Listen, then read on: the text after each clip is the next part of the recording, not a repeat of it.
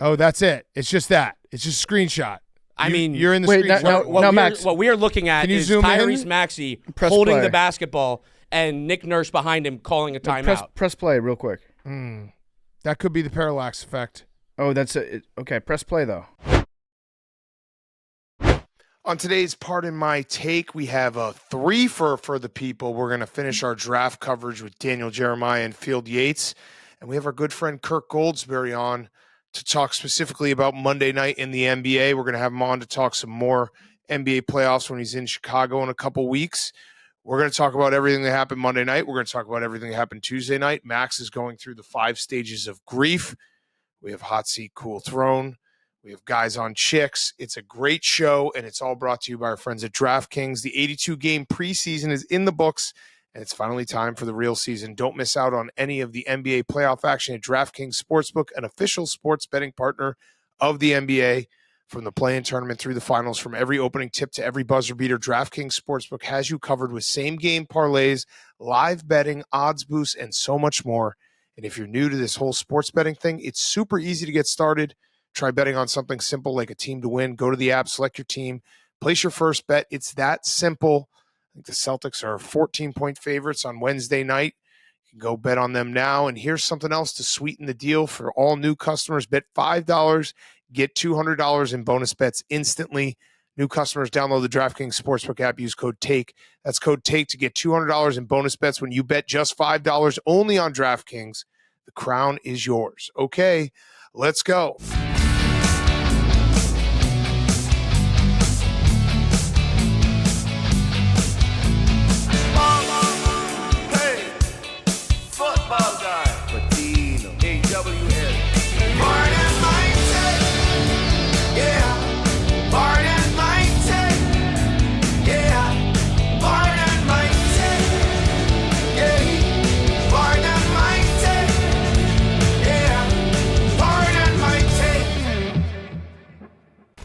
Welcome to Pardon My Take, presented by DraftKings.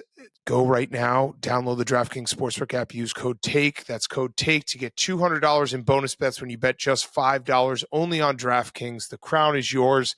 Today is Wednesday, April 24th, and PFT, in the words of Anthony Edwards, they got KD, but we got Jaden McDaniels.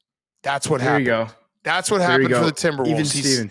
Yeah, he said that on February 9th, 2023, when the Suns traded for Kevin Durant, and he was asked about that trade and what the West is going to look like. And he said, we got Jaden McDaniels, and Jaden McDaniels was the best player on the court tonight. He did it. He outscored KD by 7 points. He was awesome.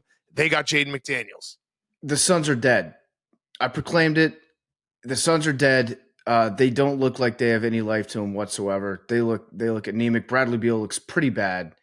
No trade clause, by the way, for Bradley Beal. So yeah. I think he's like the 6th highest player in the NBA. They're going to be stuck with that for a little bit. I can't tell the Suns. I don't think the Suns were going to do anything in these playoffs anyways, but I also think that the Timberwolves might just be good.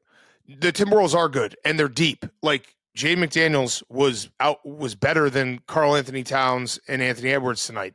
Mike Conley was incredible, just dicing them up, pick and roll with Rudy Gobert. Like, the Timberwolves' 2 stars did not play great, and the Timberwolves still won easily because they're just so much better defensively, and the Suns play iso ball. Like, it's terrible basketball to watch.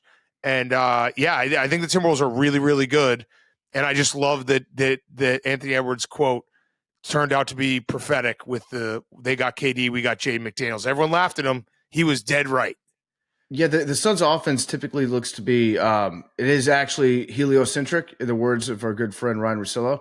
But you drive to the bucket and then you kick it out and you panic. So it's like usually Booker, he'll take it towards the hole. Defense collapses on him, and then he's like, oh, shit, what'd I do? Tries to find a guy on the outside, makes a clumsy pass, ends up with a bad 3-point opportunity. It's a tough offense to watch right now. Yeah, and KD just stands around, and he gets his points, but he just, like, it is very tough to watch. And you said it on Monday. They miss Chris Paul, and I know they don't miss actual Chris Paul at this age, but they miss a point guard because Devin Booker's not a point guard. He's a great player, but he's not a point guard. And it's like their offense just looks like crap. And I do think they'll still win a game or two here going back to Phoenix, but the Timberwolves just look younger, fresher, hungrier, better defensively. They're ready to go. I should say, thinking back to the term heliocentric, the way that Ryan uses it. Yeah, you didn't use it right. That's okay. No, but I did in a weird way because they're heliocentric, but with like three different players. Three sons. They have three sons. They have three sons, and the Earth revolves around all three of those sons at the same time. But whenever those guys get the ball, it's like they're the only guy on the court. There's only one ball. Also, Shout out Frank Vogel. Maybe don't use your last time out with 7 minutes or 8 minutes left in the game. That felt like maybe not. Maybe you want to hold on to at least one. Not that I thought the game was going to go different because of that, but that was a head scratcher. I was like, what is going on? Like, if you need to change anything, if you need this timeout later, you're just fucked. What's all the separate runs that the Timberwolves end up going on, and Vogel's like, got to stop this run, got to take the air out of the ball real quick. But that happened too many times, and he didn't have enough timeouts. I also have a vibe stat for this game, and it has nothing. It's based on absolutely nothing. I'm sure someone will actually give me the stats and say I'm wrong. I don't think Devin Booker's good when he wears a headband. That's it. I can live with I just that. don't. Yeah. I don't know why. I think maybe his head is too constricted. He wears a tight headband. That might be the case. I think it has partially to do that, also partially not having the offense run like a cohesive offense where you have, like you said, a facilitator, somebody that's like in charge of what's going on the court, and then he plays off that guy. But the headband also makes a difference. Yeah, and the Suns' offense is horrific to watch. In these last two games, it also is the Timberwolves' defense just being so goddamn good, and they're they're in your face. They've just been playing such good basketball. It's like Rudy Gobert might be Hank's best opportunity for a Jokic stopper. Oh, we're just finding Jokic stoppers every time. Yeah. Every show is just, Hank, where you go? Where are you feeling right now, Hank? Who's the team? Is it the Timberwolves? Yeah, probably the Timberwolves. Okay, you're a Timberwolves fan now. Just hopping from rock to rock. Could be the Clippers, though. Could be the Clippers. After they just lost. Yeah, but the matchup. And Kawhi came back. I'm doing a lot of matchup research. Okay, give us your matchup research. Clippers are more physical. They got the stars on the perimeter, physical front. They also run an offense that can sometimes look very bogged down and like a bunch of dudes standing in the paint. Like, what are we doing? But yeah, they are physical. Kawhi came back. We lost our who comes back first, Giannis or Kawhi, and he came back in the best. What did you say? Kawhi was going to come back first? I said Kawhi. Can come back any day. Yeah, I mean, he did it in the most Kawhi fashion where he just showed up at practice today, like walked in, and everyone's like, oh, is he playing? Okay, he's playing. And then they lost, so they probably need him to get injured again. Yeah, I don't know what that was about because he's been out, since late March? Yeah, he's been out since the end of March, the end of March. And you would think that if he was good for game 2, he would have been good for game 1, right? Like, we're talking about a matter of a couple of days here. And I read there was some report out there. I forget who actually put it out. Somebody could find it. But they were saying that Kawhi has been working his way back, and this has been the target time frame for a couple weeks now. But I guess just 2 days ago, it wasn't right. It wasn't right yet. It had to be just perfectly good for him. Yeah, had to be exactly what he needs. The Mavs were like, when Kyrie and Luka are both playing like they did tonight, like they are fun to watch. And Luka is what was the line from Iron Eagle? Jake, I'm sure you loved it. You might have creamed your Dockers there. He said he is that guy or something like that. Yeah. What'd he say? I think that was it. Yeah. And it was true. Like Luka, I love Luka just shit talks too. He'll hit a big shot and he'll just turn around to just no one or everyone and just shit talk. It's usually the person closest to him, and 99% of the time that's the referee. So it doesn't matter what happens on any play. Luka just stares at the ref, screams at him, or at the very least just like stares daggers at him and mean mugs him. It got so bad tonight actually that he got teed up for saying the N word, and one. Yeah. And he was right. It was an and one, but they gave it a technical foul. And then I think James Harden made a free throw for the Clippers. Yeah, so it wasn't an and one technically, yeah. But it was just the very rare and one for the team that didn't score. I just like it. I don't know. He's got that shit to him. He also, Luka has to lead the league in garments worn during a game. I feel like I feel like we're going to get to a point where Luka just plays a game and he's just like there's no skin showing. Yeah, or what he might do is come out there with like 2 full sleeves, and then they're like tearaway pants. So like he tears away the forearm on one for the first quarter, entire sleeve on another, leaves just a wristband behind maybe. But my take was that Luka, I think Luka desperately needs therapy, but I also think that it would be very, very bad for him as a basketball player. I feel like that shit that he has makes him excellent, but he's always angry. Yeah, he is. He's always angry. And then the last game we had in the NBA was Pacers Bucks. I want to you know what? I'm going to put my hand up and retract what I said on Sunday when I said if the Bucks played the Celtics, Giannis would be the best player, and then the next 4 best players would be on the Celtics. A lot of Bucks fans, I heard you. I like that. You're listening. You're mad. You're angry. I like that. Let's get debate going. I think the second best player in the series would actually be Damian Lillard in the first half, and then the 8th best player in the series would be Damian Lillard in the second half. So that's my correction, because he was awesome again in the first half, and then he just ran out of gas. Like he's their only option right now. He just ran out of gas. Actually, I have Pat Bev as the best player, and then Giannis, and then the Celtics, then Dame.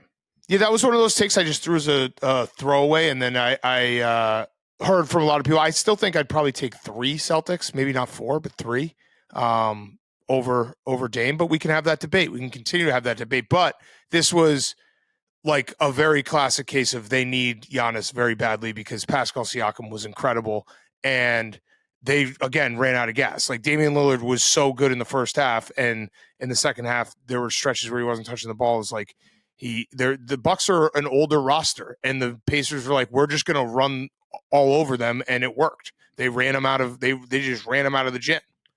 A few times in the second half, the Bucks looked like it was going to be a game. They looked like they were getting within that striking distance, and then you'd look up, and the Pacers had opened up like a 9-point lead within a matter of seconds on them. Yeah, and Tyrese Halliburton is so good. He's so good at making everyone else good. I know that's a very stupid thing to say, but it's like if you watch it, he is just good at making everyone else good. Yeah. He's also got a crazy voice, which I had never heard until I listened to his post-game press conference. Have you heard him talk? I don't know if I have. He's got it's like a super smooth, unexpected voice. Okay. Yeah. All right. So shout out Tyrese Halliburton. One of the better ones in the NBA, I'd say. Well, and I the last thing I had on this game is I don't actually know what Jay Crowder does, but he's on another team in the playoffs. He's got the best career of just being on teams in the playoffs. I don't know. I mean, Doc Rivers, people will blame Doc Rivers because he's an easy foil. The Bucks have like major problems when Giannis is out on the court because they have to play guys that probably shouldn't be on the court as much as they are. And Jay Crowder is, I just don't know what he does. Jay Crowder, he'll hit some like unexpected threes occasionally for you. He'll hustle. He's physical. I think he's a leader. I think his teammates like him a lot. But yeah, that's what he does. He bounces around. He's always on a playoff team, always finds himself in the conversation sometime in like mid-May. There's always a nice team. Yeah, he seems like a cool guy to be teammates with. So I think that's what his value is. It's like, I enjoy hanging out with Jay Crowder. Yeah, but then you can't have Jay Crowder playing 15 minutes in a playoff game. Not anymore. I'm down for all of that. Yeah, that actually is intangibles that you need, but he probably shouldn't be playing in this series. He's like a slightly better Udonis Haslem for the last like 4 or 5 Haslem seasons. Yeah, he's cooked. And yeah, I mean, this is gonna be a fun series. I hope Giannis comes back. I still think like it will be a competitive series even if Giannis comes back. But it's like Pascal Siakam was so good, and it's just like, yeah, you need Giannis to guard him. I don't know what else you can do. If Giannis comes back, you also won't be 100% Giannis. Yeah, true. Although I'd take 75% Giannis right now to guard Siakam. I think 50% Giannis can beat 75% Embiid. Ooh, well, is Embiid ever at 75%? No. So he's actually, I'm talking about like 75% of 50%. Got it. Yes. Yeah, Yeah. I'd agree with that. We're going to talk all the Monday night stuff back in studio. This is just for all the games that finished late. So don't worry, we get into all of that. PFT, would you like to break down advanced analytics on the Capitals game? Yeah, I mean, I'll keep it real quick. It was a tough loss tonight, but using the proprietary algorithm that we set forward after game one, I have the Capitals actually winning this game 3-2. So the Caps take a commanding 2-0 series lead on the road, and we're coming back to DC Verizon Center on Friday. Going to be incredible. Hopefully, clinch it at home after 2 more home wins. But what I have here, I'm gonna eliminate 3 minutes from the game and show how the Caps won. So I think it was 15:40 in the second period. The Caps got called for a penalty. You would think that I would want to keep that on the board, but what actually happened was the Rangers scored a shorthanded goal. And they probably should have scored 3 shorthanded goals tonight. It was atrocious power play by the Caps. So they got a shorthanded goal. So I would wipe that off the board entirely.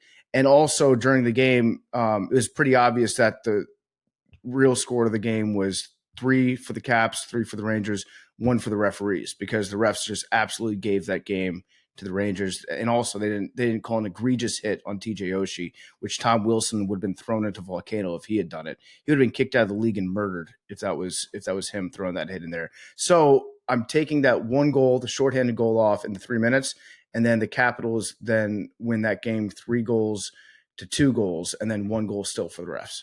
Okay, so up 2-0. Now, what would we say to the haters that being like, I wish this was the Red Wings? I would probably agree with the haters. Okay. Tip of the hat to the haters. Today, listen, you've been right, sometimes haters. the haters absolutely are correct. Yeah. And for sure. I think that hats off to the haters. They called this one. So you good job. nailed it. I agree. I agree with all of them. You're absolutely right. And I will admit when I've been bested by you, and you guys had it right from the start, but it's a tough series to watch so far.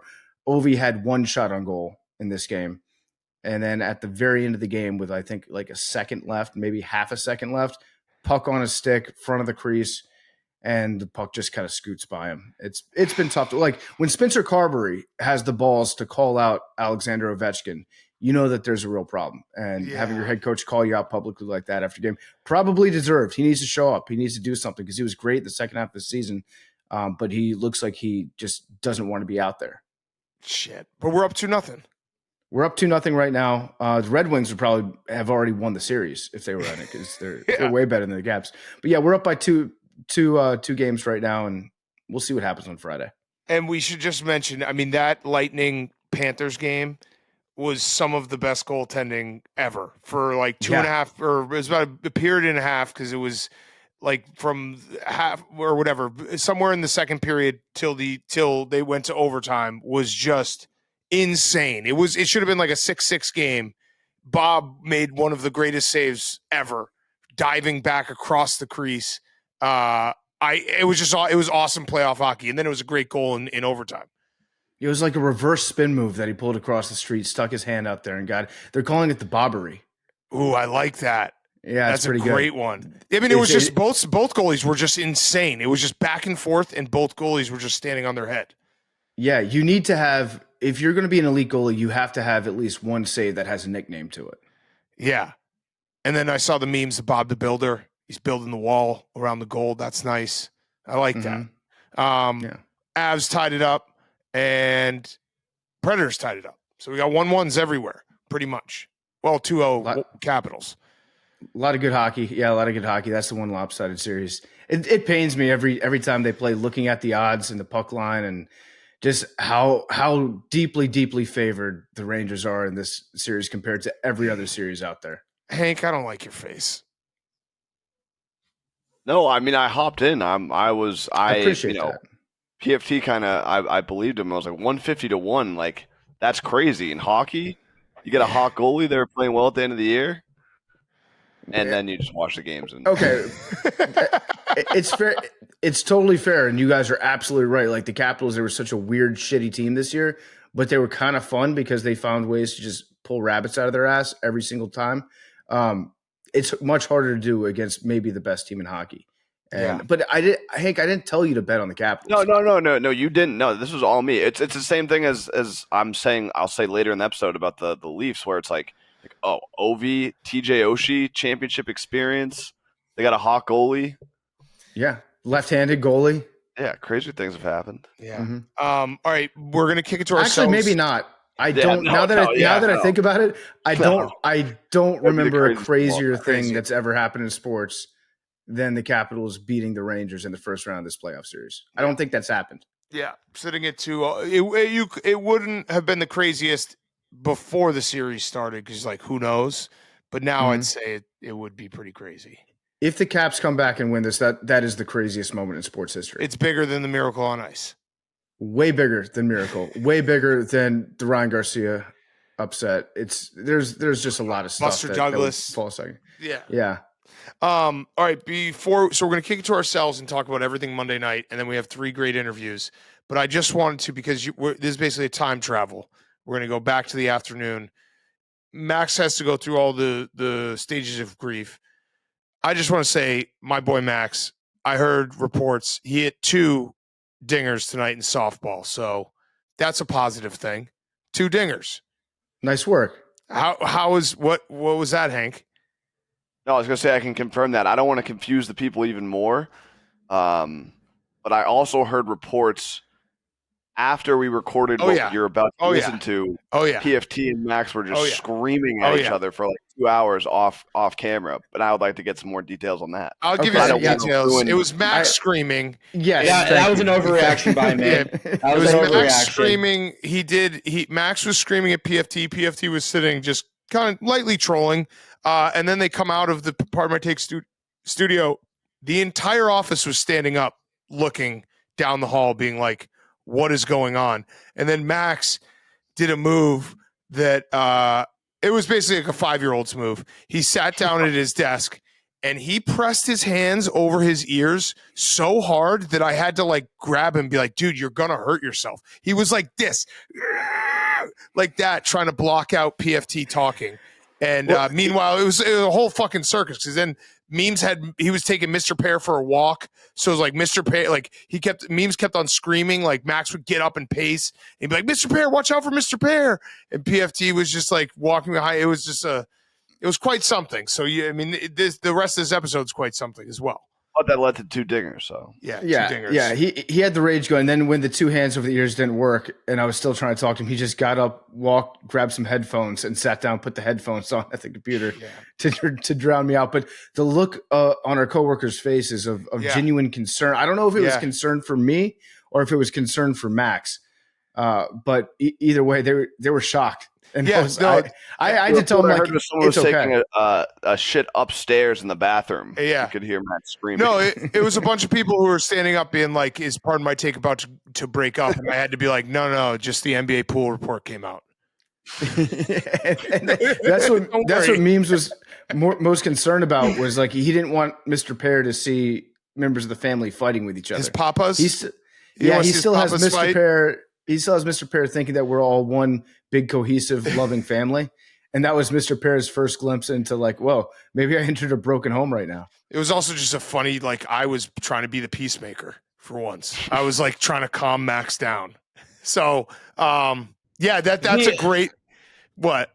The silence was actually a mature move by me, because I would have kept going. If I didn't go silent, I would have just started screaming in circles. And I also am so bad at arguing. That's my worst flaw, is that I am so bad at articulating my points that I just scream and nothing makes sense, even though I was 1,000% right. Yeah. I still disagree that you were 1,000% right. Well, so I'll show you. I'll show you like the ESPN article. Like you just don't understand that you're the only person on the planet that is reading that report that way. I mean, I use my own. I use my own 2 eyes. The only person on the planet. Like ESPN is lying. I don't get my information. I don't get my information from people that are quote tweeting the release from the NBA refs and then promoting it to their Philly audience. This is going to be confusing for people. Yeah, this is going to be very confusing. So I know. I just wanted to stir Max up. Let's kick it to ourselves. We're going to discuss everything that happened Monday night. We also get the pool report in the middle of discussing everything, so it will all make sense once you listen to the next part of the show. So let's kick it back to ourselves in studio. Before we get into Monday night's games, a quick word from our friends at Pepsi. Everything tastes better with Pepsi. That's a fact. Thinking about maybe getting pizza? Pepsi goes with it. Nothing better than a slice of pizza and Pepsi. Thinking about maybe some wings, some saucy, stretchy, crunchy, gooey, messy. Pepsi is an essential part of the most undeniably delicious food moments. Let's face it, Pepsi just makes every bite better. What about cheesesteak? Cheesesteak? Pepsi. Perfect. With a Pepsi, the refreshing pop of sweet, fizzy Pepsi bubbles make even the best food taste even better. So, if you're listening to this right now, on Wednesday, April 24th, that's today, from 4 p.m. Eastern to 6 p.m. Eastern, we will be in Detroit for a Pardon My Cheesesteak pop-up with Pepsi, 2217 Woodward Ave, Detroit, Michigan. Come on out. Check it out. We have a new Pepsi-infused Pardon My Cheesesteak sandwiches, the hot seat and the PM beef. We tried all these. They are so good. So good. So we'll be working the truck, giving away merch. Come out and see us, 2017 Woodward Ave, Detroit, Michigan, 4 p.m. to 6 p.m. on Wednesday, April 24th, which is today. If you're listening, grab a Pepsi, zero sugar for your next meal. Thank you to Pepsi. Okay, boys, what game do we want to talk about on Monday night? There were a couple really good ones, but I think a lot of people want to hear us talk about the Lakers and the Nuggets. I know that. Oh, I know that. Yeah. However, yeah. I think this is one of those cases where we should trust our gut, Big Cat, because we're ball watchers, and if we're being quite honest, the middle of that game was not the best basketball. I think there was a better game on last night. Yeah, so you want to say it 1, 2, 3, and let's talk about the game with the team that choked. Well, let's do 1, 2, 3, and then we'll say the game that we think was the most important on Monday night. Okay. All right. 1, 2, 3. Bruins Maple Leafs. Oh, I said Cavs Magic. Bruins Maple Leafs. I said Islanders. Oh man, we got a whole. You know what? Okay, since we can't come to a decision on any of those ones that we really want to do, let's look at the ones that we didn't say. Yeah, okay. So there's the Lakers and the Nuggets, the 76ers and the Knicks. Yeah. So which of those two do you think we should talk about? Well, you did say Lakers Nuggets. So I said that we didn't say 76ers Knicks, so I think that's got to be the one. That might be the last one. Okay, then. So let's talk 76ers Knicks. Okay, so Big Cat, I didn't get to watch this game, so I have no idea what happened. Okay, so here's what happened. Mm-hmm. He's taking off his headphones. The Philadelphia 76ers were up 4 points. Really? With Congratulations. under a minute. But hold on, I didn't finish. Tyrese Maxey had diarrhea. Tyrese Maxey had diarrhea. The 76ers official Twitter account posted a picture of Tyrese Maxey looking like he had the flu, hands on his knees, and Michael Jordan. From the flu game. Flu game. So if the Bulls won that game. If you don't remember, the Bulls did win that game. The Sixers did not win this game. So the Knicks scored 8 points in 27 seconds to win this game. So boxing out is important. Yep. Actually calling timeouts is important. Getting inbounds passes, just hypothetically. Getting inbounds passes is important. Hitting free throws is important. All these things are important to basketball and winning games. So I kind of lied a second ago when I said that I didn't watch this game because I did, but then my cable cut out when there were, I think, like 14 seconds left in the game. So I didn't see the end. So what you're telling me is very, very surprising. The cable cut out, and then I saw that the 76ers were protesting, filing an official grievance about the end of the game. So I don't know what happened, yada, yada, yada, in those seconds. So, okay, so you know what, PFT, because that does suck that your cable cut out. I actually have a transcript that I could read from. Okay, yeah. Be like I'm there. We call this the 5 stages of grief. All right, so here it goes. First part of the transcript. That didn't just fucking happen. Okay, that's denial. How did that 3 go down? How did that these are all separate tweets, by the way. How did that just happen? How did that just happen? Those are 2 different tweets? These are 3 different tweets. How did that just happen? He said, I'll just read them all. That didn't just fucking happen. New tweet. How did that 3 go down? New tweet. How did that just happen? How did that just happen? That's all the same tweet. Twitter silenced me like 5 times last night. Lowry has to make that free throw. New tweet. I'm done with this shit, man. New tweet, absolutely done. I can't keep watching heartbreak like this. New tweet, I'm absolutely gutted. I can't keep watching losses like this. It just can't keep happening. New tweet, I'm absolutely devastated. I keep saying I've never felt this bad, and then a new devastating way to lose continues to happen. New tweet, how does that happen? New tweet, where he has to make that fucking free throw. These are all just the same tweet. He just keeps going repetitively. New tweet, I just need to know how that happens. New tweet, how do you lose that game? New tweet, in no way can you lose that game. New tweet, the Kawhi shot in this. Both of those losses have happened in our lifetime. He's talking about Jalen Brunson hitting the front of the rim, having it go up like 5 feet in the air and then go down.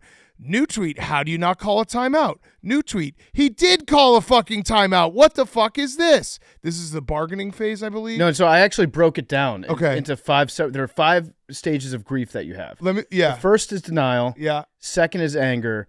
Third is bargaining. So we've reached the bargaining stage because I had denial being that didn't just fucking happen. Was it that didn't just happen, or how did that happen? No, it's that didn't just fucking happen. Okay, all right. And then anger was he did call a fucking timeout. What the fuck is this? Yes. Okay. And then bargaining was. All right, I have it coming up. So he then goes, new tweet, I don't know what to do right now. Mm-hmm. New tweet, here's the bargaining.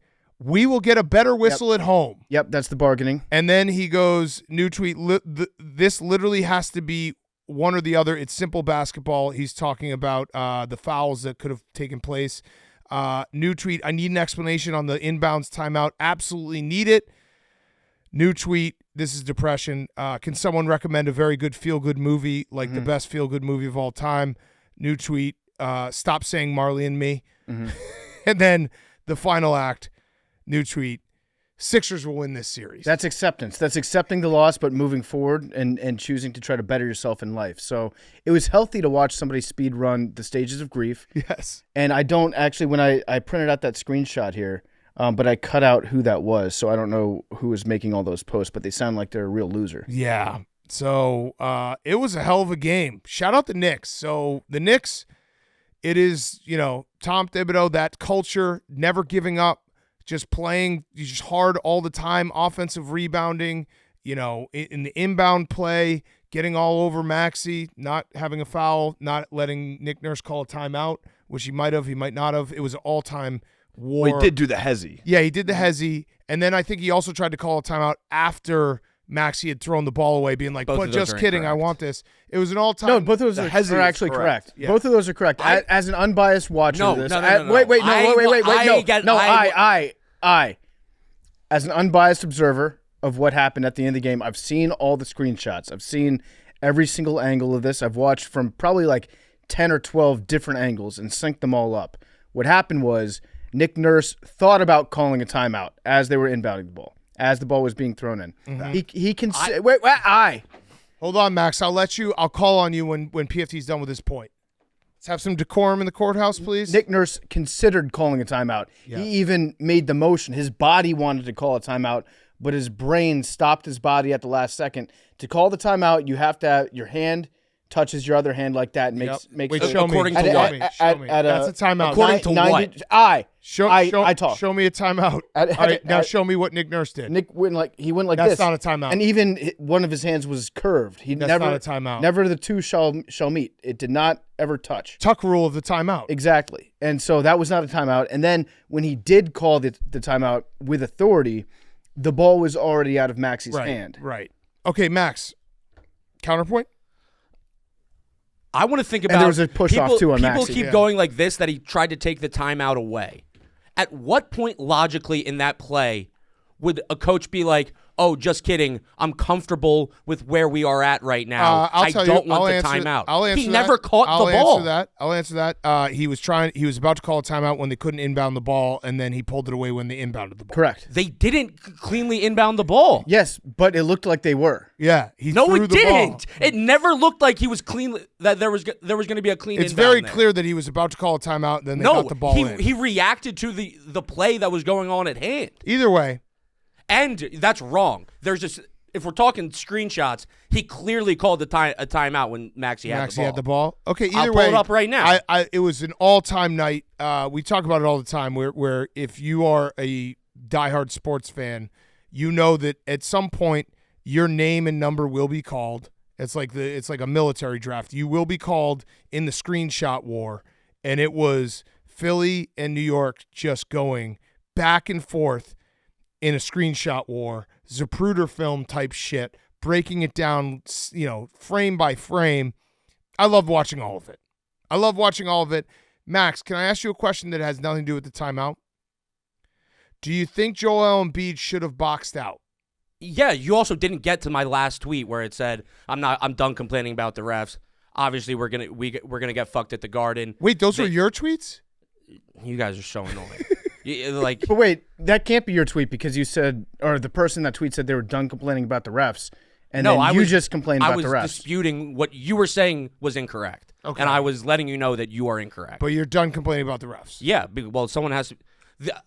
The refs weren't why they lost that game. There were 6 50-50 plays that could have gone the Knicks or the Sixers' way at the end of that game. The Knicks got all 6 of them. That's just a fact. They just try harder. No, I mean, regardless, yes, they try harder. They won the game. They deserve to win that game. But Did Joel Embiid have 1 rebound in the second half? Joel Embiid scored 36 points on one leg. Joel Embiid and Tyrese Maxey have nothing to do with that loss.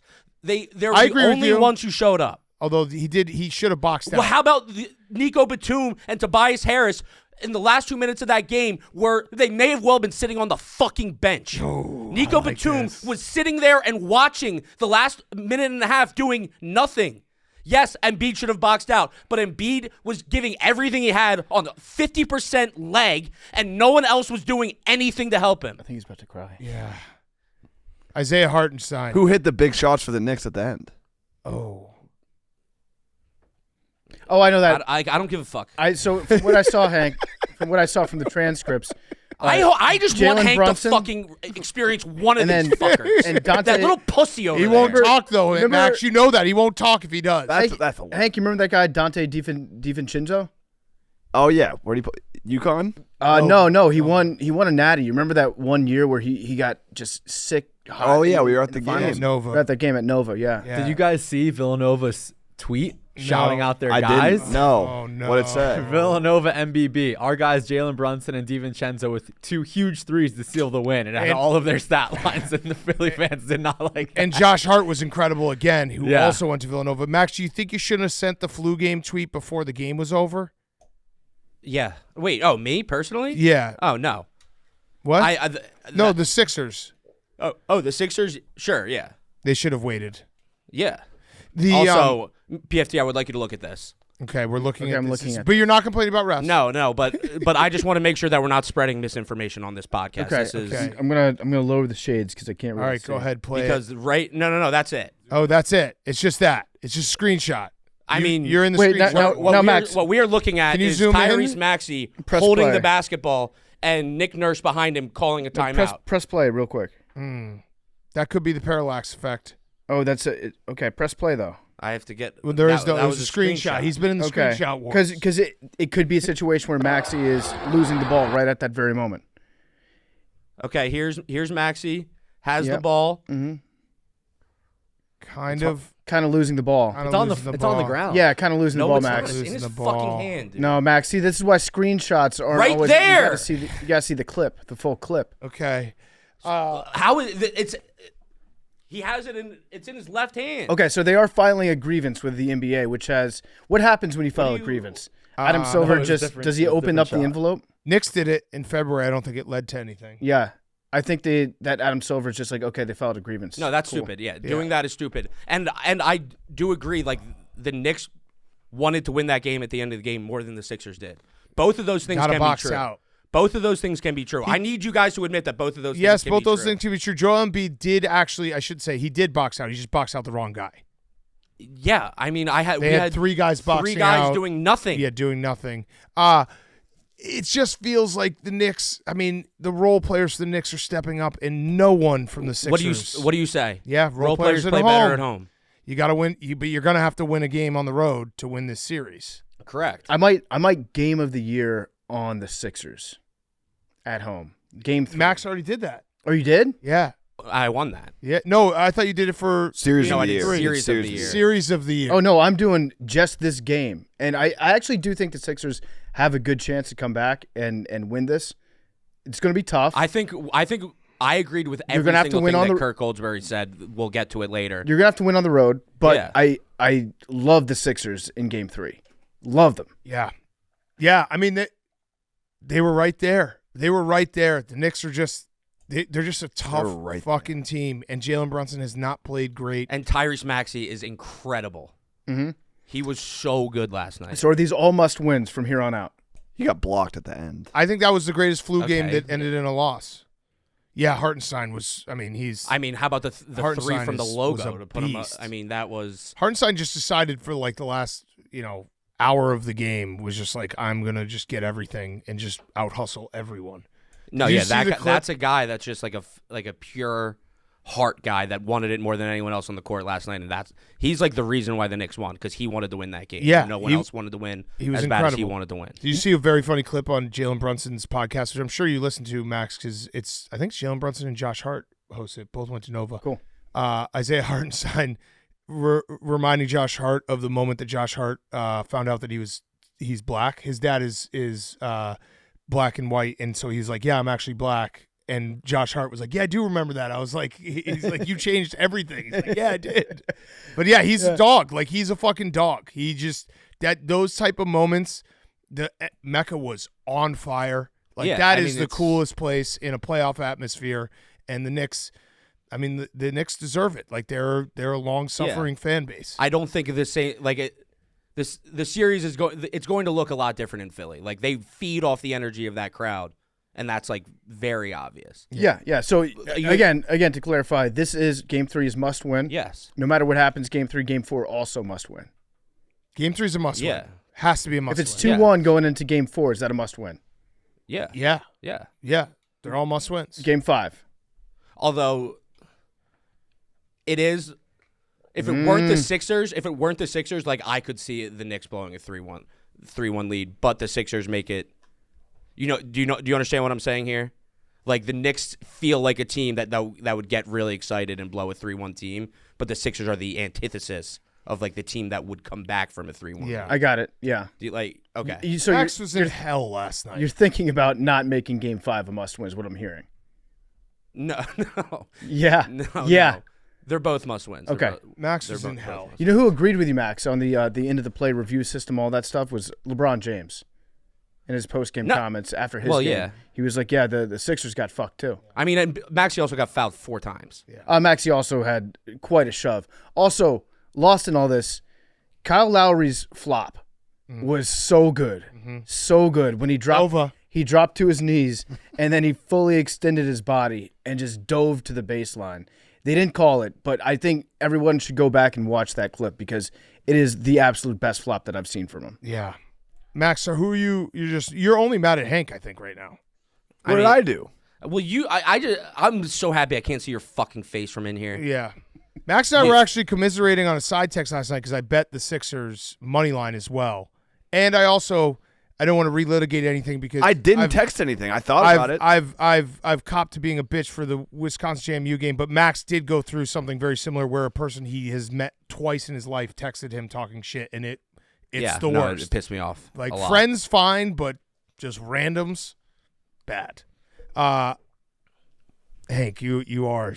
Well, you know what? Let's go to hockey real quick. Well, to Hank's defense here, Hank wouldn't act like this if it wasn't good for the pod. He's doing this because of the pod. That's true. Not because he's a company man. Not because he's a smug asshole. Yeah. Are you worried though that you're basically beating up the longtime little brother to you in Philadelphia? While the Knicks are kind of rising, are you a little no? Because like New York fans are fucking crazy. Who cares? Okay, we've played the Knicks in the playoffs. Okay. Smoked them. Celtics would win that in 4. Yeah. Oh. All right. So the Bruins dominating the Maple Leafs historically. Shout out Mr. Pear. Didn't play Swayman. Underdog pick. That was my key to the game, and he didn't play. Dude, how about Mr. Pear going 2-0? He picked double Philadelphia teams, and he somehow survived 2-0. It's crazy. Like, the Bruins owned the Maple Leafs, and the Maple Leafs won that game. Yeah. Kind of stole that game. They did steal the game. I don't know how the Maple Leafs, again, hockey guy, but they're stacked. Yeah, they always are. Austin Matthews Tavares, like they have everyone. Max Domi. Who's the other skinny kid? Their goalie kind of stinks. That's the thing. If they can get a good game, I've watched Samsonov a lot over his career. He will show up once every week and be like, holy shit, this is the best goalie in the NHL. And then the other games, he's just letting everything through. Marner, that's what I'm thinking of. Yeah, I mean, they stole the game. Bruins had a power play at the end of the game. I think they got one shot maybe. That was probably where it went south. So, what's your panic level? They got to get Swayman back in net. That was key to the series, and then game 2 he just didn't play. Yeah, people were like, "Oh, Hank's key to the series isn't playing tonight." And look what happened. Yeah. And sticking in hockey, memes. Hello. The fact that the Sixers, because Memes is a Knicks fan, but he's way more of an Islanders fan than Knicks fan. The fact that the Sixers happened, the Booth boys were down tremendous. Actually, we should have mentioned Jake. Jake had a great night because Mike Breen double bang. How about all those people saying, "Oh, let's cut the mics"? No. Now you're gonna talk about this. Like pick one side. Pick one side. The double bang was good. Yeah, the double bang but was it's because it's so rare that it happened. Six times we've got a double bang? Yeah. And this was certainly worthy of a double bang. So I liked it a lot. I appreciated Mike Breen that moment. Yeah. I'm just saying that, it's the exception that proves the rule, Jake. Yeah. Just pick a side. Okay. Embrace them or hate them. I also think it wasn't a national one, though. No, I won't pick a side because some announcers I like, and then when they say stupid shit, I'm going to make fun of them. It's pretty simple. You do that for me. Yeah, it's pretty simple. Yeah. It's pretty simple. When Reggie Miller says something dumb, I'm going to make fun of him. When Mike Breen does double bang, I'm be like, that was awesome. Mm-hmm. Yeah. But it would suck if you did double bang all the time. Correct. It would lose its magic. It would rule if Reggie Miller just we'll talk about the Lakers Nuggets, but when we get down late in games and Reggie Miller just starts like brainstorming out loud, there's just nothing better. You're like, he's gonna say some shit. I think what happens is he gets high on basketball. Yeah. There's a good basketball game going on. He's just so excited by it. It amps him up, and he's just thinking about too much basketball in his head. There's no room for intelligence. He becomes like a 5-year-old where you're like, you know what, sound it out. Yeah. And he just sounds out all his thoughts, and you're just like, no, not that one. Mm-hmm. It's like Trent Dilfer. Yeah. You can't lose football games and still win. Yeah, exactly. So, memes. So, the Booth boys. The Sixers have that horrific loss, and then at basically the same time, the New York Islanders, who are up 3-0 in this game, they are then up 3-2. The Carolina Hurricanes pull their goalie. The Carolina Hurricanes tie the game with about 2:15 left. They win the faceoff, and they score maybe 8 seconds later, and that's it. Yeah, 9 seconds. Oh, man. So I was watching the next game. I was like, there's no way. No, that's got to be the worst loss any fan could go through. And then 30 seconds later, that happened. Oh, no. So you were like, you had a moment of sympathy for Max, and then it just smacked you right in the face. Yeah, the end of the Knicks game was kind of almost like Reggie Miller. Yeah. They just get it, shoot it. It was like, holy shit, I can't believe this is happening. And then the Hurricanes immediately tipped one in. And then 9 seconds later, they scored again. And I was just laying on my beanbag chair in my apartment, just speechless. And then they scored again, so it was 3 goals in 90 seconds. And then it was just silence. Yeah. How do you think most people who are fans of the Knicks and the Islanders woke up this morning? Was it the Alonzo Mourning gif where it was like really sad and then but okay? It was the bus. Yeah. The bright side, Knicks 2-0, dark side, Islanders 0-2. Yeah. But for you woke up more negatively than positively. I understand that about you. And if you watch if you look at the Part of My Take Twitter account, you can see very clearly the bias show through where something bad happens to the Islanders. Everything's in lowercase letters and usually just a sentence stating fact. When something bad happens to the Rangers, it's always like uppercase letters, holy shit, this is awesome. Yeah. I like that, though. I like that. You know a memes tweet. You think 8 points in 23 seconds or 2 goals, seconds. 8 points in 27 seconds or 2 goals in 9? What's worse? I think 2 goals in 9. Yeah, it's pretty bad. Memes and I were both texting. Like, even though he's a Knicks fan, we were just like, sports suck. Yeah. It was a good. We were in lockstep. Yeah, Max was like, I hope you sweep him. I was like, I don't care. Man, I bet most of the people that are Sixers fans didn't even watch the first half of the Lakers-Nuggets game, even if they're a diehard NBA fan, because they were too busy with the screenshots. Yeah, you had to get on. You had to get in the front lines. Yeah. Your second screen was completely devoted to grainy screenshots. Yeah, your number was called. Okay, so the Lakers-Nuggets. I mean, it was an incredible night of sports. Lakers-Nuggets. We said it on Monday's show. Every single game goes the same. Anthony Davis and LeBron James play out of their mind. The Lakers get a lead. Jokic somehow has like a quiet, to the national media, quiet triple-double. Everyone in the national media says, watch out for the Lakers. They're so dangerous. Jason McIntyre, Nick Wright come out of the woodwork being like, this is the team, this is the team. Nuggets win. LeBron has some career-defining highlight plays. LeBron was incredible. The block dunk on Jamal Murray was awesome. It was incredible. The fast break dunk that LeBron had at the end of the game, also amazing. He was playing out of his mind. He was hitting big shots down the stretch, and then he misses one, and that gives the Nuggets the opportunity to go down and win. LeBron was so good. That block dunk, it reminded me of the splitter block dunk in the NBA Finals, which was 10 years ago, and he's still doing that. And then also the steal of Jamal Murray and then dunking on Jamal Murray. Like, LeBron emptied the clip. He was so good. Anthony Davis emptied the clip, and it's just right back to Nuggets win. It's like, I don't know. I know that the Sixers had probably a more actually, I don't know. I think the Lakers might have a more demoralizing loss. That series is definitely over. Well, well, what's going to happen is the Lakers The Lakers are going to play great in some more games that they're also going to lose. Right. That's what's going to happen. And it must be so frustrating if you're on that team or if you're a Lakers fan. And every single time they go out there, they play their balls off. They play incredibly. And then something happens and the Nuggets end up winning, and they're coming off 10 games in a row that they've lost to the Nuggets in the playoffs? Or is it just overall? It's 10 games overall. It's 10 actually games overall, and it's LeBron's 9th in a row? Yeah, fun fact. So ever since LeBron picked Jokic last in the All-Star game, the Lakers are 0-10 against the Nuggets. Interesting. Another interesting stat, Jokic had another 20-20-10 game. Yeah. There have been 8 times that's happened in playoff history. Jokic has 4 of those already. He's crazy. He's insane. Jamal Murray stunk, but then he was good. Michael Porter Jr. was awesome last night too. Well, that was the craziest play. The Jamal Murray was so bad for 46 minutes. Then he ended up scoring the last 6 points, which is also a credit to keep going to this guy. But the play that got him to that point was Michael Porter Jr.'s 3, which was off of Jokic doing the move where he was trying to get a foul when he wasn't really ready set to shoot. It was a heave. It was a 3-point shot. It wasn't like from the logo or from 3/4 of the court like he does sometimes, but it was an off balance, very awkward attempt at a 3. It got I don't know if it got deflected or if it was just a bad shot in general, but he did get fouled on the attempt. They didn't give it to him.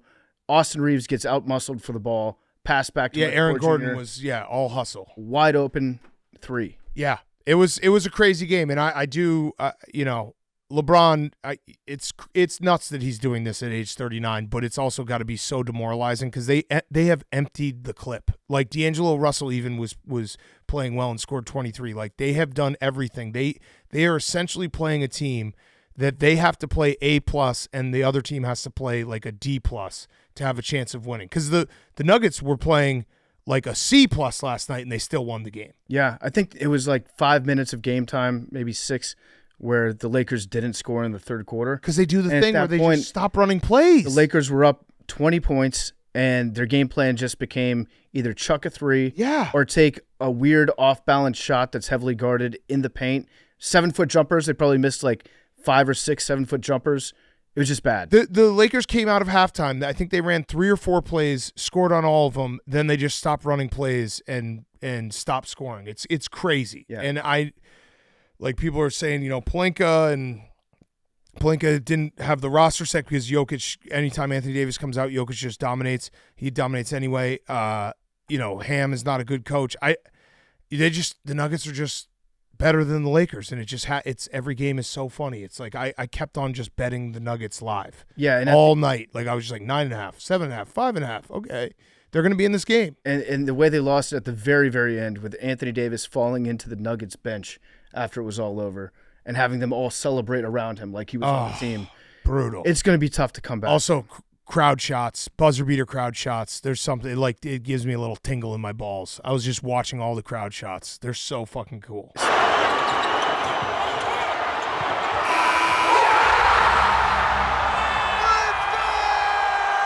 Speaking of crowd shots, there was another video that came out from after the game. Yes. The Jokic brothers got active, and I think it was Strahinja. Yeah. I think that the big guy, the big Jokic brother with the mohawk, that dude threw a punch at a Lakers fan or another fan. I don't know what he was wearing. Denomination. I'm going to assume that it was a Lakers fan. Yeah. Guy got punched in the face by what appears to be a 270-pound, very, very active Serbian guy. Yeah.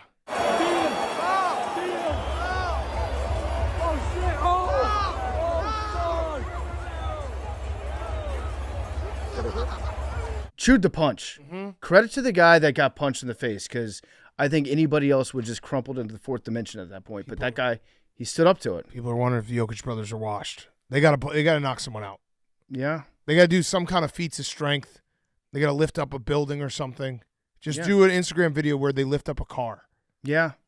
Do the Magnus von Magnuson. Get like a big rock that's shaped like the continent of Africa and put it over your head. I liked one of their girlfriends or wives when the punch happened. Right before they got into the actual fight, the lady was walking away. It looked like with a baby, just rolling her eyes, being like, oh no, he's about to fight again. Yeah. This is bad. Oh, breaking news. Breaking news. Uh-oh. Kawhi? No, some good news for Max. The last 2-minute report came out for the Sixers so the Knicks. Grievance worked. They won the game.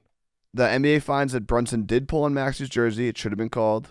Maxey's push-off on Hart was marginal and should not have been called, and Nick Nurse should have gotten a timeout. So and Josh Hart did foul Tyrese Maxey on the inbound. So does that mean the Sixers won the game? No, but that means I deserve an apology. Nick Nurse did call the timeout. Do you want it from me too? I didn't. I'm looking at Mr. Sunglasses over here. Oh, Mr. Sunglasses. Yeah. Well, I know what I saw. Well, the official league report saw it differently, buddy. I'm looking at it right now. Oh, you got buddied. I'm looking at it right now, pal. Okay, look at it. Maxey brings his hand towards Hart, marginal contact. That's how I know it's bullshit. That was definitely a push off by Maxey. Okay, they shouldn't have called it, but it was. If we're calling fouls, they agree that they shouldn't have called it. Are you admitting you might be wrong or no? No, I'm admitting that the timeout when Maxey quote still had the ball. I dispute the fact that he. Do you want to read it again? I dispute the fact that he had possession of the ball when that timeout was called. Do you want me to read it to you again? Read it to me again. Nick Nurse should have gotten a timeout. I dispute the fact that Maxey had possession. So you're filing a grievance. Yeah, I'm disputing. I'm disputing the grievance. You're disputing the league report? I'm disputing the findings of the grievance. Okay. It's under protest. So to be continued on the apology. You're not getting one today, pal. PFT, I have some good news for you about the Lakers. Okay. So you might, if you're in the media and you're like, I have a show every day, I got to figure out how to talk about the Lakers. They're down 2-0. They've lost 10 in a row to the Nuggets. How are we going to possibly talk about how the Lakers are really, really good? We have a solution given to us by your good friend Mike Greenberg. Okay. Mike Greenberg did an entire segment on Get Up today where he talked about how dangerous are the Lakers to every other team in the playoffs. Besides the Nuggets. Through the down 0-2-2. He would pick the Lakers against any other team in the West. Unfortunately, they're playing the Nuggets down 0-2. So really, the Lakers, if they lose this, let's keep track. Crazy. Let's keep track of this because I think Greeny's onto something here. The Lakers should be able to hang a banner for Western Conference finalists. It's also just so wildly disrespectful to the teams that played so much better than the Lakers all season long. Yeah. Thunder, the T-Wolves, the Clippers, the Mavs, the Suns. But the Lakers, they are honestly, they should have won. They actually should. They win the title. If you could do the bet, title winner with excluding. Mm-hmm. So title winner excluding Nuggets, it's the Lakers. So in the finals, Lakers versus Celtics, who do you got? Nuggets. No, but you can't do the Nuggets. Okay, all right. I actually think. Wait, are the Celtics wearing Nuggets jerseys? No, I think that the Lakers will beat the Celtics in the finals. Yeah, if they're allowed to play. Well, they're the most dangerous team. But there might be some antiquated NBA rules that say if you lose in the first round, you're not allowed to play in the finals. Greeny just did an entire segment being like, I didn't, but I would have. Yeah.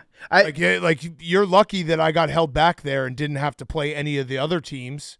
The crazy thing is he might not be wrong when it comes to talking about matchups.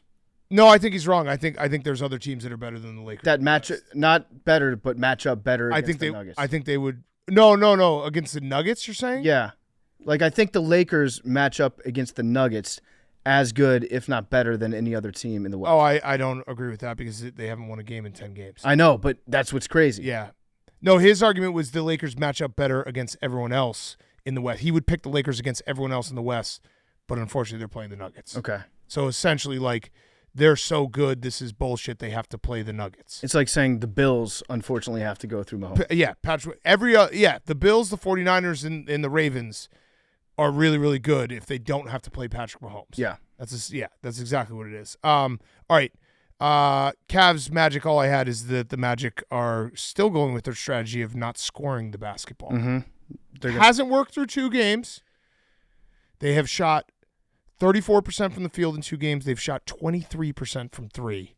They have not had a lead for a single second. Let's see how game 3 goes. Maybe they'll try to score the basketball. All I have in this game, in this series, and Max, this applies to you too, the series doesn't actually start until the home team loses a game. Yeah. I mean, Cleveland's playing great defensively, and the Magic have Paolo and then a bunch of guys who are missing shots. Mm-hmm. That's essentially what's happening. Stars, Knights was awesome. That was a great game. I also have made a bet on the Knights at 13-1 to win the Stanley Cup based on 1 period. Okay, so I like the Stars. It might be in my running for period of the week because as soon as the Knights went up 2-0, I was like, this team's good. So for my period of the week, I actually liked the 3rd period of the Hurricanes-Islanders game. Yeah, that's in the running. That's more of like a 10 seconds of the week. Yeah, that's definitely in the running. But it was one of those nights you sit back and you're like, could you imagine not watching sports? No, they're great. They're absolutely wonderful. It was so. How lucky are we to live in an age where we can watch all these sports? And how lucky are we that Max is with us? So it's just very deeply lucky. It's a generational run. He can't get anything going. Can you imagine how bad it would suck to watch sports in like the 80s when you had to you wouldn't even know what happened in most of these games. You'd have to call a phone number in the morning. Max, you should try just being a loser like us. It's insane how good my teams are at being bad when it matters. Yeah, like your only fault is that you should take a page out of our playbook and just be bad from the start. Every team's the same. The Eagles, the Phillies, and the Sixers are all the same team. I'm absolutely devastated. I keep saying I've never felt this bad, and then a new devastating way to lose continues to happen. I got silenced by Twitter, too. I tried to tweet so many things that they were like, you've already tweeted this before. You've already tweeted this before. Did Twitter ever ask you if you were emotionally okay? No, I wish they did. I would have said no. I think Elon put a stop to that, but they used to be like, are you sure you want to tweet this? You seem sad. We also had a great moment when Max tweeted, our role players will play better at home. Their role players will play worse. And he spelled role ROLL. And then Jake tried to lightly tell him that he spelled it wrong. And Max, in the nicest way, but I know what he was thinking when he was sitting in his house. I don't give a fuck, Jake. Yeah, but I wanted to do it over text and not publicly shame him. Yeah. Nice. Hey, yeah, Max, I noticed that you tweeted the word roll a lot, ROLL. Didn't you mean to put hoagie? Oh. You get any of that? I'm done with you today. Max, I was with you. I was in the foxhole with you last night. I was fighting for you. That was devastating. Okay.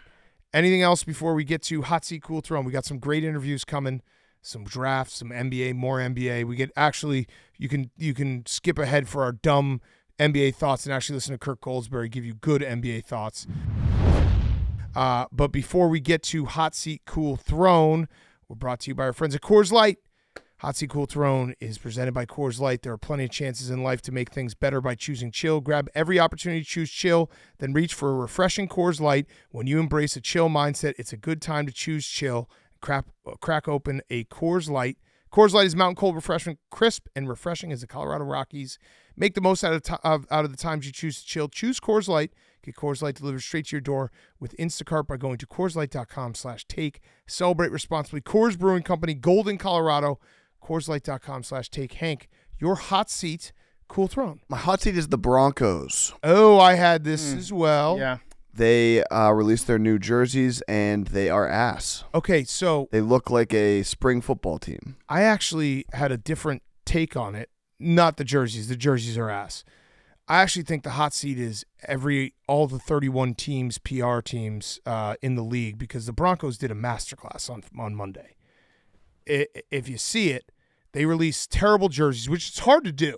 Most jerseys are like, oh, fire flame, fire flame, fire flame. I disagree, because any new jersey that gets released, everybody's like, this looks like an XFL team. Yeah. Until they get used to it. Yeah. And then they kind of gradually warm up to it, because what we like as fans is nostalgia. Yeah. Right? We want the old the Orange Crush. blue helmet with the D on the side and the horse and all that stuff, because that we associate that with like our childhood. Yeah. So to us, the old jerseys are always better than the new ones. And the new ones will always get roasted until they become like a little bit less new. Yeah. So anyway, they released the jersey. This is why they're a PR masterclass. And I was thinking about this. It was like the jerseys got absolutely roasted. They look like, people were saying they look like UTEP or UTSA, sorry. But they actually are really smart with what they did, because they released bad jerseys and then they traded for Zach Wilson all in the same day, and you don't know which one to be mad at. They just split the vote. Like, that was so smart of them to do those in basically a matter of hours with each other, where they're like, which one you want to choose? We'll take some heat here. We'll take some heat there. None of the heat will feel too hot. Well, the good news for Broncos fans and for one Billy football as well is that now that Zach Wilson gets to play against Patrick Mahomes twice a year, we'll finally get to determine who is better, Zach Wilson or Patrick Mahomes. I actually don't hate it for the Broncos. Like, take a shot. He's got a big arm. The altitude. He's going to throw the ball like 75 yards. Yeah, he played in altitude of college. Yeah. But yeah, the Broncos, I thought it was genius for them to do those two moves at the same time. I did like the retro look that they're bringing back too. That is a good look.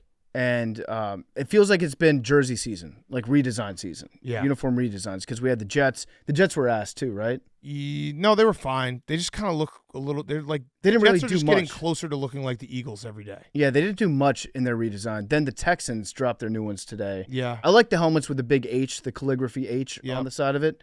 But yeah, I think the Lions had some new ones. Oh, I actually like those because they brought back the black uniforms because Dan Campbell won the division, and the owner said you can wear those. You can have your Metallica jerseys if you win the division, which he did. I like that.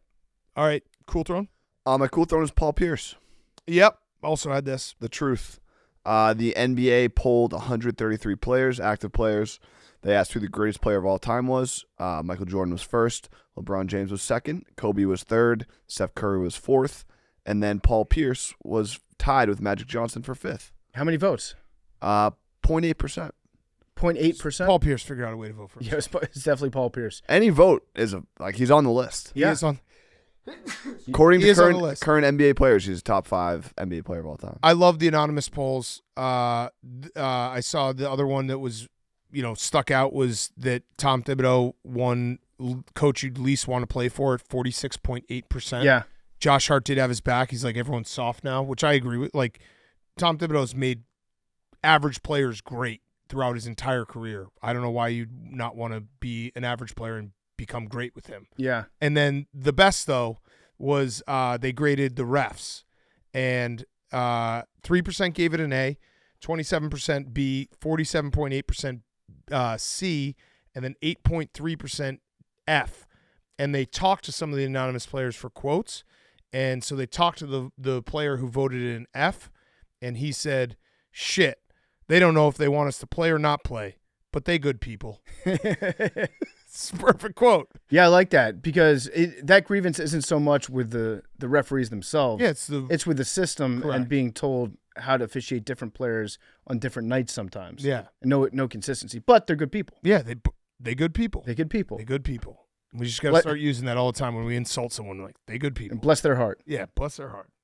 All right, PFT, your hot seat, Cool Throne? My hot seat is non-compete clauses because they just got ruled to be inadmissible. So you can go ahead and compete now as employers, and to tie that in with sports, Hank, you just gave me a look. So if you have someone sign a non-compete, that just doesn't matter? Apparently it doesn't matter anymore. Apparently they threw them all out. So that's Tom Brady is on deck to now be like in regular jobs? Yeah. Who did this? Was it the FTC, Federal Trade Commission? I love it. power to the people, I guess. But Tom Brady is now going to be voted on to partially own the Las Vegas Raiders as early as I think next week. They've ruled that the admission has gone far enough where they can actually put pen to paper and determine whether or not he can own the team, which they always approve. You never hear of any owner getting rejected by the NFL. So Tom Brady is going to own the Las Vegas Raiders, or at least a big part of it. Or play for the Patriots? Well, that's what he's saying. He could do both now because the non-compete. Nice. He could play for the Patriots and also, well, I guess he technically has owned the Raiders since the Tuck Rule game. Yeah. But he could officially own them now. Yes. So congrats. Congrats, Hank. That's awesome. Then my cool throw is going to be uniform redesigns because everyone's doing uniform redesigns right now. Yeah. I was just thinking, what team do you think is the most current, not current, hasn't changed their uniforms in a very long time? I mean, the Patriots haven't. Packers and the The Bears. Patriots did a few years ago. Yeah, they changed their color scheme. They're fine. It got slightly worse. Yeah, Packers, Packers. Bears. Bears. Vikings feel like they've been around forever, too. Yep. Yeah, Vikings been around for a really long But a time. lot of them just cycle through. Giants, although they changed their helmet. But yeah, there's some of the franchises don't. Raiders. Yeah, Raiders. Raiders not- classic. Yeah, classic. Okay, my hot seat was all of Hank's hot seats, so I'll go to my cool throne. My cool throne is the Oklahoma City Thunder because Kevin Durant is 100% going back to the Thunder. You think so? Yes. They're doing some trial balloons. Did you see Chet Holmgren's new shoe? I did not see his new shoe. It was I think it's under the KD line, and it was a video narrated by KD talking about Chet Holmgren and the city of Oklahoma City. And Oklahoma City Thunder have, I'm just looking right now, like they have every single draft they have 4 or 5 picks. If they're one player away, this is the only place that Kevin Durant can go win a championship and everyone would be like, your whole career has been perfectly bookended and you're not a bad guy. KD's probably thought about it for a couple years, and then they went ahead and had such a good record this year. And it's like, you know what? This is kind of my thing. It all makes sense. It all kind of comes together where it's like KD, like they're. Can you pull up the Chet Holmgren new shoe ad narrated by KD? Because there's also a very funny moment where I think KD says, like, can you handle the whole city on your shoulders? And they show a picture of Oklahoma City. And no offense to our listeners who are from Oklahoma City, but don't do a skyline pick if you have 2.5 buildings. They have 2.5 buildings. Yeah. It literally was like 2.5 buildings. But that's just so you can see the sky. But it was I think you got to do, or maybe do a night skyline or do like a close up of like the arena. So here it is. You play the video. There it is. Yeah. That's Oklahoma City. That's a city that I count 2.5 buildings. That is a city that would fit on Chet Holmgren's shoulders. That's you got to do a different angle. I don't know what the angle is, but you can't do this angle. Maybe bird's eye, so you don't see how big the buildings are. Like this is like half of Atlantic City. I don't know. Or maybe just worm's eye view. You go real low. Worm's eye view. I like that. But yeah, I think KD is going to go back to the Oklahoma City Thunder, and I'm absolutely for it because I think that would be a very cool. Like if he wins a title with the Thunder, kind of everything's forgiven. I know not everything's forgiven, but it would be like that. Oh my God, we did it in this city. I ended my career here. Nice. There will be people that say, "Oh, you went back to them when they finished first in the West." Oh, duh. Yes, that will be the narrative. Yeah, he would not go back to the Thunder if they weren't a good team. If they were asked. They are a good team, and they have so many draft picks. It's actually insane. They don't have they have too many draft picks for players that they can roster. Yeah, they don't have enough spots. Right. So that's going to happen. Get excited for that. And then probably we'll probably see the skyline again when he does the I'm Coming Home video. Make it nighttime. Show me that black ass sky. Nighttime. And maybe an arena shot and like a fountain shot, but don't do this angle anymore. I need to make sure to enunciate when I say black ass sky. Yeah. Black ass sky. This depressed me. Sorry, Oklahoma City. I'm sure it's a nice. Actually, I've been. Remember? We went through Oklahoma City. Yeah, Raven. Yeah, we had a waitress at a chain restaurant we won't name because she offered us mushrooms. It sounds about right. She was cool. I've enjoyed my time really in cool. Oklahoma City. Yeah. I spent 2 nights there. And I had a perfectly fine time. Yeah, we had a great time in Oklahoma City, and also lead the league in wearing the free shirts. Mm-hmm. Shout out that. I also think they might have just got a bid to build the largest skyscraper in the country. Good. They did. I saw that, Hank. The skyscraper, it's actually going to make the city look worse. because it's so much taller. Oh no. If you need like 7 skyscrapers. Yeah, you can't put like one giant building in Oklahoma City because then everyone's like, what the fuck are those other buildings? Yeah. Okay. Yeah. We'll figure it out. Yeah. Maybe do the shot from the top of the skyscraper. Or just do the big hole that they're going to have to build, dig for the skyscraper. Be like, look, we're up and coming. You have to add at least 50 to 75% on top of all the other buildings if you want to put another giant building there. Yes. Okay, Jake, finish us off. My hot seat's MLB umpires. Yeah.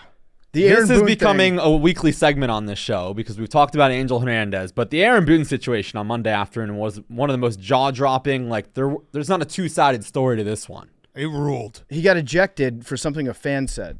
Correct, and the umpire didn't. He literally said, "I don't care who said it. You're gone."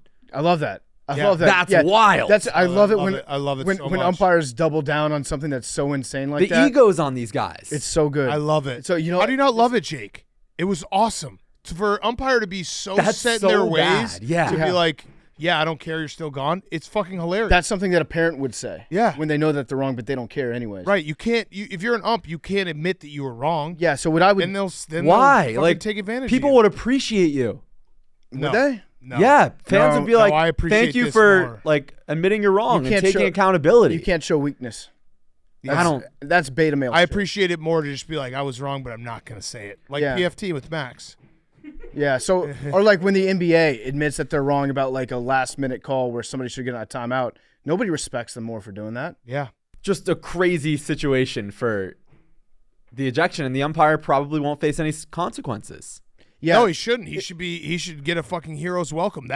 It was a hilarious clip. Are you just saying that because like if it happened to the Cubs? It would still be hilarious. I mean, it's hilarious, but it's hilariously bad. It's very funny that hilarious. It's very funny that it happened right now. If it happened in a playoff game or a World Series game, then fans would be irate. Yeah, about but it. it happened Probably in- deserved. Yeah, on a Monday afternoon game in Right. April. Yeah. Yeah. No, that video was so fucking funny, and it's also like the managers don't even do anything anymore. The computers tell them what to do. It's true. Fair. Like the computers tell them what to do. So it's If I was really good at impressions, I would learn how to do the different managers' voices. Yeah. And then go to the game, sit behind them in the dugout, and try to get them kicked out. It ruled. That fan has a story for life. Yeah. Yeah. All right, you're cool, Throne? My cool throne's Andy Reid.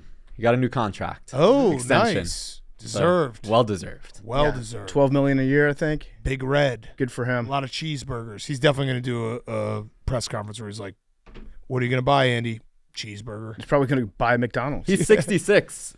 How long do you think he's going to stick around? As long as Patrick Mahomes keeps slinging it, why would you Yeah. ever retire? He's Right. got a pretty good gig right now, Yeah. unless Travis Kelce kills him on the side of the game at Yeah. some point. Yeah. Shout out Andy. Got to get him on the show. Come on, Chiefs. Said some really nice things about you. Okay. PFT, let's get to our trifecta of interviews. Before we get to Kirk Goldsberry, he's brought to you by Pepsi. I love Pepsi. Everything tastes better with an ice-cold Pepsi Zero Sugar. You can have pizza, cheeseburgers, sandwiches, wings, hot dogs, everything. We love Pepsi. We love Pepsi Zero Sugar as well. If you're eating some saucy, stretchy, crunchy, gooey, messy, Pepsi is an essential part of the most undeniably delicious food moments. Let's face it, Pepsi just makes every bite better. The refreshing pop of sweet, fizzy Pepsi bubbles makes even the best food taste even better, including Part of My Cheesesteak. That's right, we've got a Part of My Cheesesteak truck. It's going to be in Detroit, Michigan on Wednesday, April 24th from 4 to 6 at 2217 Woodward Avenue in Detroit. We're going to be serving up the new Pepsi-infused Part of My Cheesesteak sandwiches, the hot seat and the PM beef. Those are the sandwiches we're going to be putting out there. We'll be working the truck, giving away merch. Grab a Pepsi Zero Sugar for your next meal and come drink some Pepsi and eat some Part of My Cheesesteak with us in Detroit. And now, here's Kirk Goldsberry. Okay, we now welcome on our very good friend, recurring guest, Kirk Goldsberry. You can find all his work at thegoldenhexagon.com. Great Father's Day gifts. Kirk will be in the office in a couple weeks, so we're going to do an extended NBA playoff talk with him then. This is really the Kirk Goldsberry preview. It's the preview, but we watched such incredible games on Monday night. We wanted to have someone who's smarter than us to talk a little basketball for our listeners. So, Kirk, thank you for joining us. Let's talk about it. The Nuggets-Lakers series, the greatest, most lopsided series of all time, going back to last year and this year. So I guess my question to you is, what the hell do the Lakers have to do to beat the Nuggets? I mean, the same thing the rest of the league does. A lot of us think the Nuggets are the best team in the NBA, and we've thought that for a while now. A lot of people think Nikola Jokic is the best player in the world, something we would describe LeBron James as for a vast majority of the 2010s. But this decade appears to belong to Nikola Jokic and the Nuggets. And I think it's telling. It's sort of a handing of the torch. It's a very painful one. But this is LeBron James's longest losing streak against any single opponent in his entire 21-year career, guys. He's lost 9 straight games to Jokic and the Nuggets now. What do they have to do? They have to get more support from their role players. I think one of the themes of our conversation from these 2 great series that we watched with Philly, New York, and this Denver Lakers series is the old cliche, the role players play better at home. The Lakers need that to happen in Game 3 if they're going to get back in this series. Simply put, Anthony Davis has been pretty good. LeBron's been great. The rest of the team has not been good enough to even come close to really beating the Nuggets in a series. Yeah, they were so close. It felt like last night. Obviously, they just lost by 2, or what was it? 1 point? No, 2. What, 2 point loss. 2 they points. They were down. They were up by 20. They were winning by 20 in the third quarter. What percentage of blame would you put on the Lakers versus credit to the Denver Nuggets for winning that game? Yeah, I'm going to give credit to my friend Mike Malone, who you guys have had on this podcast. Michael. Apparently, Malone. you're really good friends with him if you call him Mike. Yeah. Well, I remember you brought up my paper where I was very critical of Jokic's defense, and that's relevant, PFT, because I think one of the things we saw last night was Michael Malone made the adjustment. The regular season is checkers, playoffs are chess. What happened last night, in my opinion, was our first real chess move of this series. Anthony Davis was absolutely cooking Nikola Jokic, guys, in the first half, just cooking him. I think he was 8 for 8 against him in the first half. In the third quarter, Michael Malone puts Aaron Gordon on Nikola Jokic and moves Jokic on Anthony over. Davis, yeah. Yeah, that's sorry. Let me start over. No, so he puts Aaron Gordon on Anthony Davis and puts Jokic on to Hashimura, and the whole game changed. And the Lakers scored 40 points in the whole second half. Anthony Davis had a bunch of touches in the first quarter of the second quarter. By the fourth quarter, he had 1 shot, no points. Aaron Gordon and Michael Malone deserve credit for that win, in my opinion. That was a gritty adjustment and defensive breakout for Aaron Gordon, who's one of the few athletes in the NBA that can put up a physical sort of defense that can deal with Anthony Davis. So PFT, my answer to that question goes to Michael Malone, deserves credit with Aaron Gordon. Now, the other part of it is, so Anthony Davis was in foul trouble as well for parts of the second half.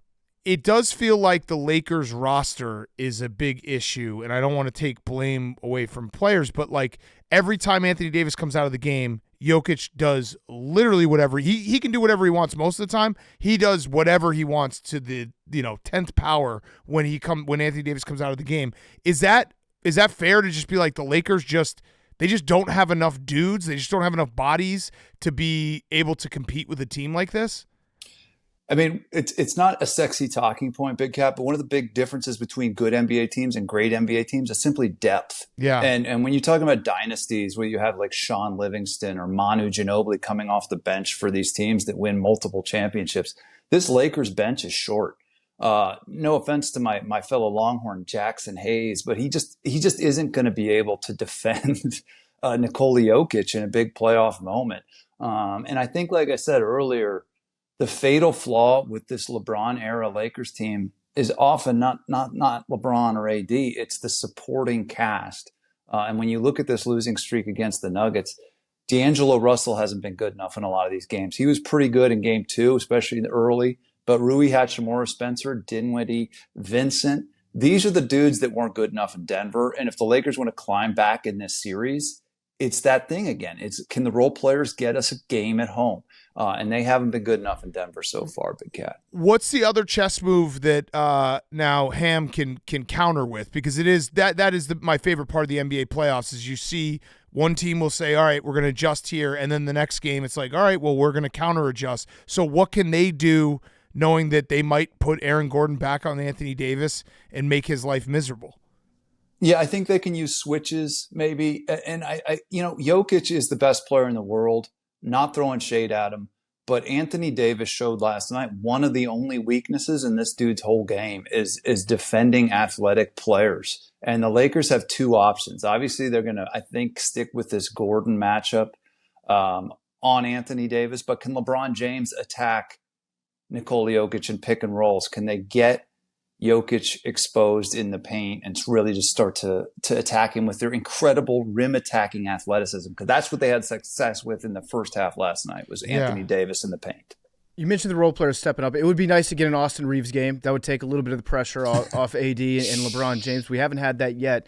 But it also feels like, Kirk, are you making excuses for LeBron? He missed that big three down the stretch. I want to know what the Nuggets being LeBron James's kryptonite, what effect does that have on LeBron's legacy? Because he made two great shots down the stretch. He didn't make the third, and so we can point at the third and be like, LeBron can't get it done. At age 39, LeBron gave you exactly what the Lakers fans could hope for. I know you're joking, but dude, LeBron was incredible last night. And then you consider his age, he wasn't the reason. Again, if there's a legacy flaw here, it's his choice to move to Los Angeles and play these Western Conference teams. Remember, this is a dude who went to the finals 8 years in a row, in part because he was playing, no offense to Hank, a relatively easy Eastern Conference playoff bracket each year compared to the West. So, hey, welcome to the West, LeBron. Denver in the first round, the defending champs. Get used to it. I think they just need more depth and better performance from the PFT. Their bench scored 6 points last night. That's not going to get it done against the world champs. Yeah. I also, and LeBron was incredible, and I don't want to be a LeBron hater. Maybe it's more just defensive philosophy. We would never be LeBron for the Lakers. But I thought that last defensive possession, like, I understand switching everything, but like at least make a guy actually set a pick before you switch. A lot of times in the NBA, it's like a guy just has to just stand somewhere and you'd be like, all right, switch. Like there's very little like fighting through screens and like forcing the other team to actually like commit to a pick. Like it was I can't remember who flashed up and then LeBron just passed him off to AD, Jamal Murray to AD. And it's just like, I don't know, maybe I'm just being a hater. Hey, you want to get super nerdy with me? If we look at the shot quality models for those last two shots, the one that went in, Jamal Murray's history-making shot, one of the best buzzer beaters I've seen in the playoffs in a long time. The nerds give that about a 33% chance of going in. Okay. I mean, he is but Anthony Davis is one of the best defenders in the league you could have defending that exact shot. So smart. Yeah. And then, but LeBron's shot too was like, that was a clean look from downtown. It just didn't fall. Yeah. And LeBron is a much better 3-point shooter than we're used to seeing from him. If we play that out 100 times, I bet that LeBron shot goes in and the Murray shot doesn't a few of those times. And that's what we're talking about, the difference between a 1-1 and a 2-0 series. And also Jamal Murray he was so bad in the first three quarters. His shots were so off. And then all you got to, just let a guy keep shooting. And he was incredible in the fourth quarter. Yeah, and I think that's one of the themes with this other series. Like, if you want bad news from the Lakers' perspective, Jamal Murray, aside from a few of those shots, has been ice cold. He's one of the coldest jump shooters in this whole playoff so far, and Denver's up 2-0 despite this dude being really cold. Now, obviously, he has the shot of the playoff so far, but they've done a good job containing Murray, and they're still down 0-2. It stands within reason, Big Cat, that Jamal Murray's not going to have a couple more stinkers like this in games 3 and 4. So they're going to have to find some offense from somebody else other than LeBron and AD in Los Angeles. Yeah. And it's the way that the Lakers are losing too. You just mentioned like LeBron's shot was a much better shot than Jamal's at the end. And they just happened to lose another one of these close games. I was saying last night that I kind of respect the Lakers for taking all these really tough losses in games where a lot of the times they play really well and then coming back and playing good enough to win, but then also losing again. Like, it's a vicious cycle that they're trapped into, but it'd be very easy for a team like that to just kind of give up and to not give the Nuggets all that they could the next game. But it's the gift that keeps on giving. I mean, they're a great team, and it goes to show. I mean, one of the big themes for this playoffs, PFT for me, is 5 of the top 6 teams, arguably in the NBA, are on one side of the bracket. The West is loaded, and one of the things the Lakers and the Warriors did, they get a lot of attention. But they dug holes earlier in the season. And they get a 7 seed, and you have to play the defending champs. If they were on the other side of the bracket, they would have a much easier first-round opponent. But that's not the world we're living in. they dug a hole early in the season. Now they have to play a very, very good team in the first round. The narrative's never going to catch up to that. Yeah. But they're a good team. The Lakers are a good team. They're probably in most years not a first round exit, but it sure looks like that's where we're heading unless something changes. Yeah. Yeah. I just want to give you something to think on because I would like to discuss this in person. I'd like you to really nerd out on it for me. It feels like the last 25 years of the NBA, give or take, the West has been dominant over the East in terms of depth, in terms of talent. There's certainly a couple years where you could make the argument that maybe the East had it for a little bit, but the West has just been so much better than the East. I'd like to know the reasons why. Like, what if you look at the data, what are the driving forces behind the West just consistently beating the shit out of the East in terms of quality of teams? Can you do that? Yeah, I'll write that up, and when I'm there in a couple of weeks, we'll go through my findings. Yeah. Okay. Probably It's probably the Golden State Warriors. That, and I would say San Antonio Spurs. I was going to say a 7-year stretch where it's Kirk Goldsberry working for the San Antonio Spurs. Yeah. Really tip the balance of power. That's right. That's right. That's what it is. Okay, so the other game that we watched in the other series, the Knicks Sixers, also two very close games that now have the Knicks up 2-0, and also a game where you can watch it and be like the old dad sitting on the couch being like, this is why you got to box out, because the last possession, there was a ton of maybe borderline fouls, whatever, timeouts, all this stuff. But at the end of the day, it felt like it was just a Knicks team and it's probably because their coach is the way he is, that was just fighting for those loose balls that can win you a game versus lose you a game. And what is the fix, though, for the Sixers going forward to even this series up? There's some parallels here. I mean, I think like Jamal Murray, Jalen Brunson has been ice cold. He's one of the coldest shooters in the playoffs. He's even colder than Jamal Murray. And the Knicks fans should be excited, and the Sixers fans should be a little scared of that, because obviously the Knicks have won these two games. And Brunson, has had two of his worst games of the entire season. And you're right about the rebounding. I mean, the Knicks are just dominating the offensive boards. That last sequence, I thought, epitomized a bunch of the narratives here in this series. The Knicks out hustling, out harding, making the bigger plays, making the bigger shots. Say what you want about the Sixers, it just feels like they lose those types of games. And say what you want about this Knicks team, they're tough. They make those kinds of plays. And they make the dads on the couches proud, because they are the ones on the floor. They are the ones boxing out. It's a classic Tibbs team, and maybe his best team he's had in a decade. But the Sixers, like the Los Angeles Lakers, need to get more. I heard you guys talking about this the other day. Buddy Hield, hello. Are you there? You're here to shoot shots. Yes. You're here to shoot threes. Tobias Harris, have you seen his paycheck? He needs to be better. Like the Lakers, they need to get more, because Embiid and Maxey have done enough. If you look at the plus minus with Embiid on the court, the Philadelphia 76ers are winning this series. When he goes to the bench, it's a tire fire. The Sixers fall apart, and that's where the Knicks have stolen both of those games. So they need, like the Lakers, those role players to show up at home to turn the series around. Yeah. What would you say to the haters, one of which might be sitting behind the glass right now listening to this, that say Jalen Brunson's not playing well because the Sixers defense is doing a good job? Look, Nick Nurse is a big upgrade over Doc Rivers, and I credit the game plan. I know you guys were joking about some tricks, but Nick Nurse knows how to make life hard on a guard. He won his only NBA championship by really making life hard on Stephen Curry in the 2019 finals. I think there might be some truth to that. But Nick Nurse has also left Josh Hart wide open. This dude is 8 of 15 on threes, and the average defender distance, PFT, is over 9 feet away. Those are practice shots, and NBA players are too good.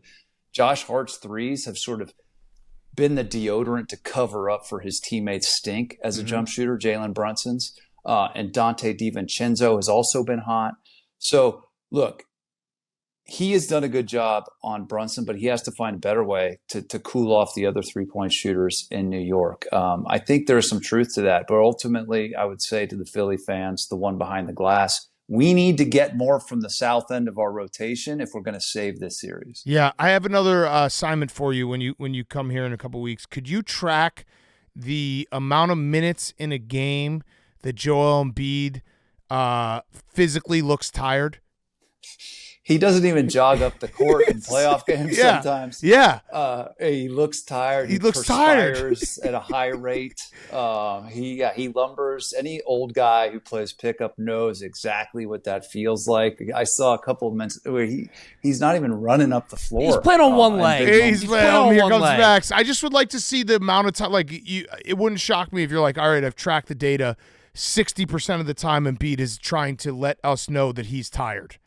Well, one of the things we do track is who's the last guy across half court. And that in the player tracking area, I think that would expose that he is not, in fact, running up and down. And to Max's point, he's got a giant knee brace on. He's a massive human being recovering from a knee injury.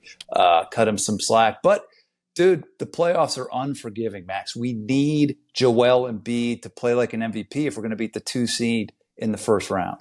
So can you track that data like retroactively? Can you go back and find out guys, or is that something that's just all new age? Because I would love to see late Patrick Ewing, because there were times when he would it would be like 8 seconds left in the shot clock, and then you'd see him coming into the frame and be like, whoa, there you. I'm talking like magic Patrick Ewing. No, we can only go back to 2013. Okay, and I don't even think Patrick was playing for the Magic. No, maybe some late era Shaq. Yeah.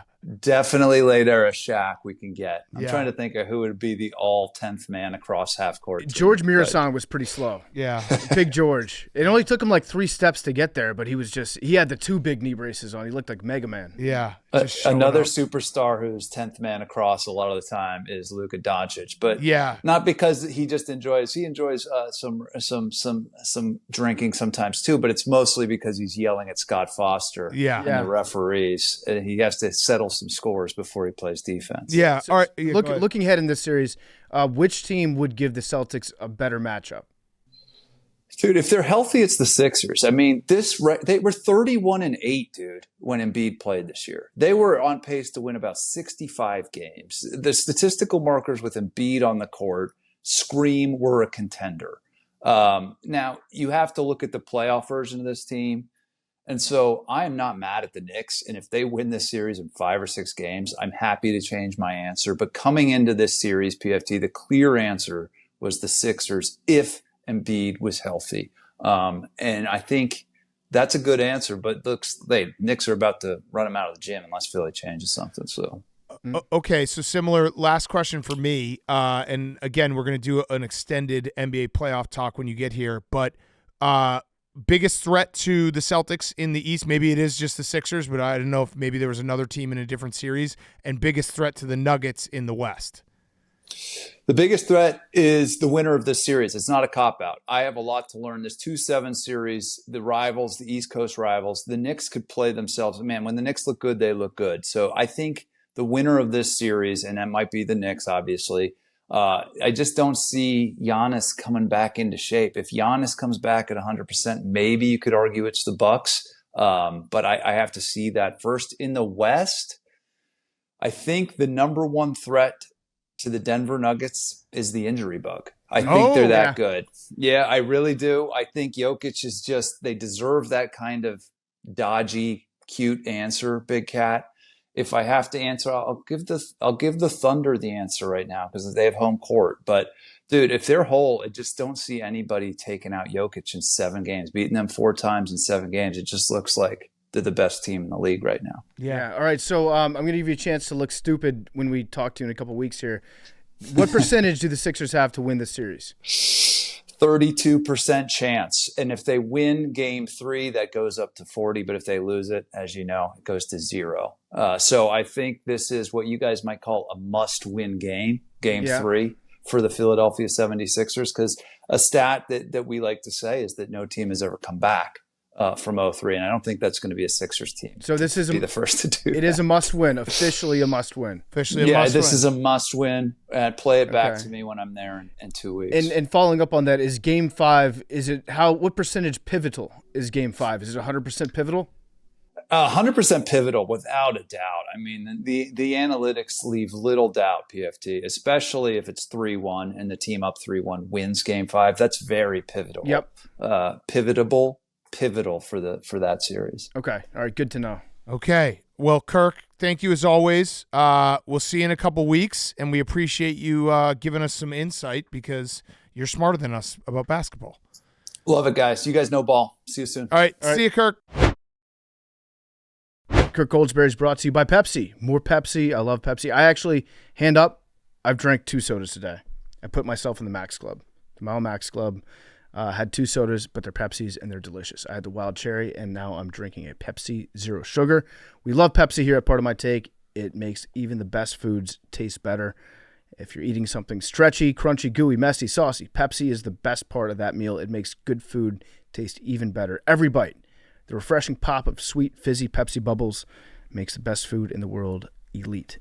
And you can check us out. We're going to be in Detroit. Again, if you are in Detroit or plan on being there on Wednesday, April 24th from 4 to 6 p.m., stop by 2217 Woodward Avenue.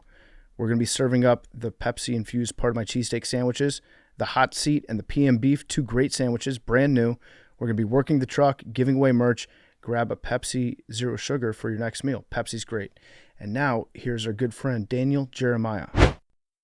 Okay, we now welcome on our good friend, recurring guest. It is an annual tradition. It is Daniel Jeremiah, NFL Network. You can see him on Draft Night, also the Move the Sticks podcast, Chargers Radio. Actually, let me start there real quick before we get to draft. How pumped are you to be able to call some Jim Harbaugh coach games coming up? Because I think he's one of the best coaches.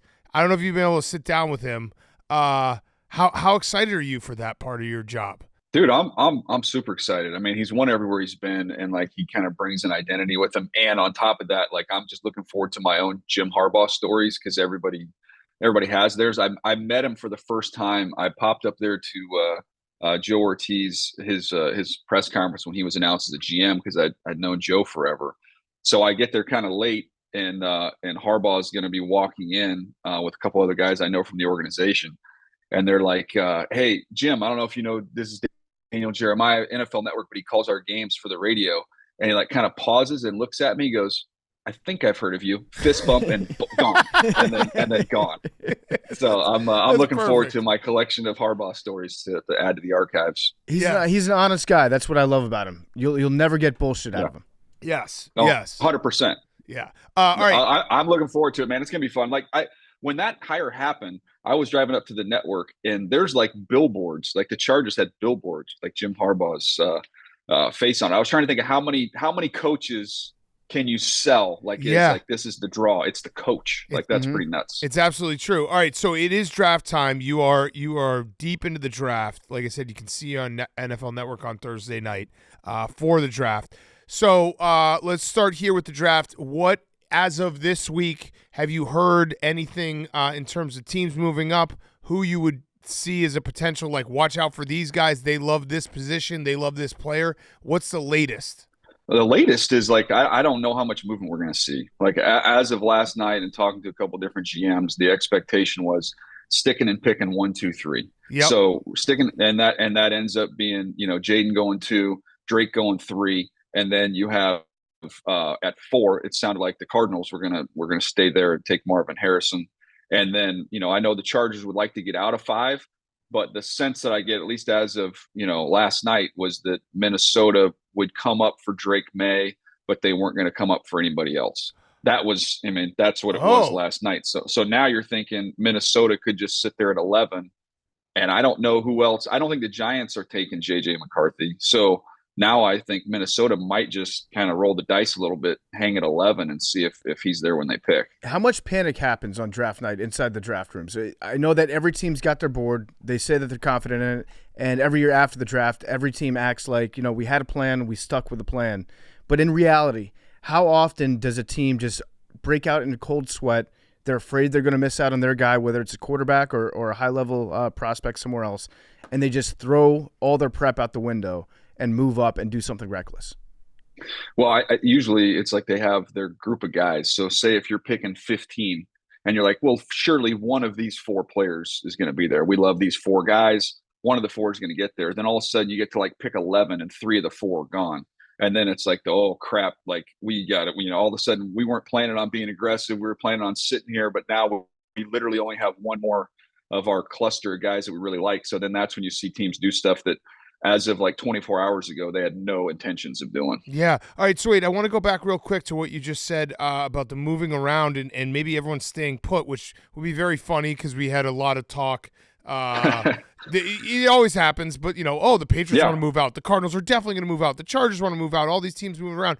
So how far could J.J. McCarthy fall if everyone sticks to their pick and essentially the Vikings are saying, we'll wait this out and just take him at 11? Would that be where it goes?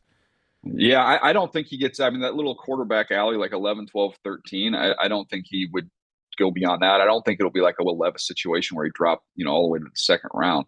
But I was sniffing around this morning because there's so much stuff flying around. And like one of the teams had told me like, hey, I wouldn't be surprised if when it was all said and done, if Penix like went over McCarthy, like if the Minnesota Vikings just held their ground and said, we're comfortable with either one of these guys. And like, I wouldn't even rule out the fact that they might take, Penix over McCarthy. I don't think that's going to happen. I still think, that would be the McCarthy spot. But if he gets by the Giants, then I don't, I know Denver, the Zach Wilson thing, I don't think that changes much there. But everything I got from them was they were more likely to move back than to trade up. So yeah, maybe we don't get as much movement as we thought. There's always teams willing to trade down, but if you can't find a partner to come up, I mean, you got to stick and pick. Yeah. What's interesting to me about this draft is there's not a lot of buzz around the defense side of the ball. There are a few talented players that are in that top 10 conversation.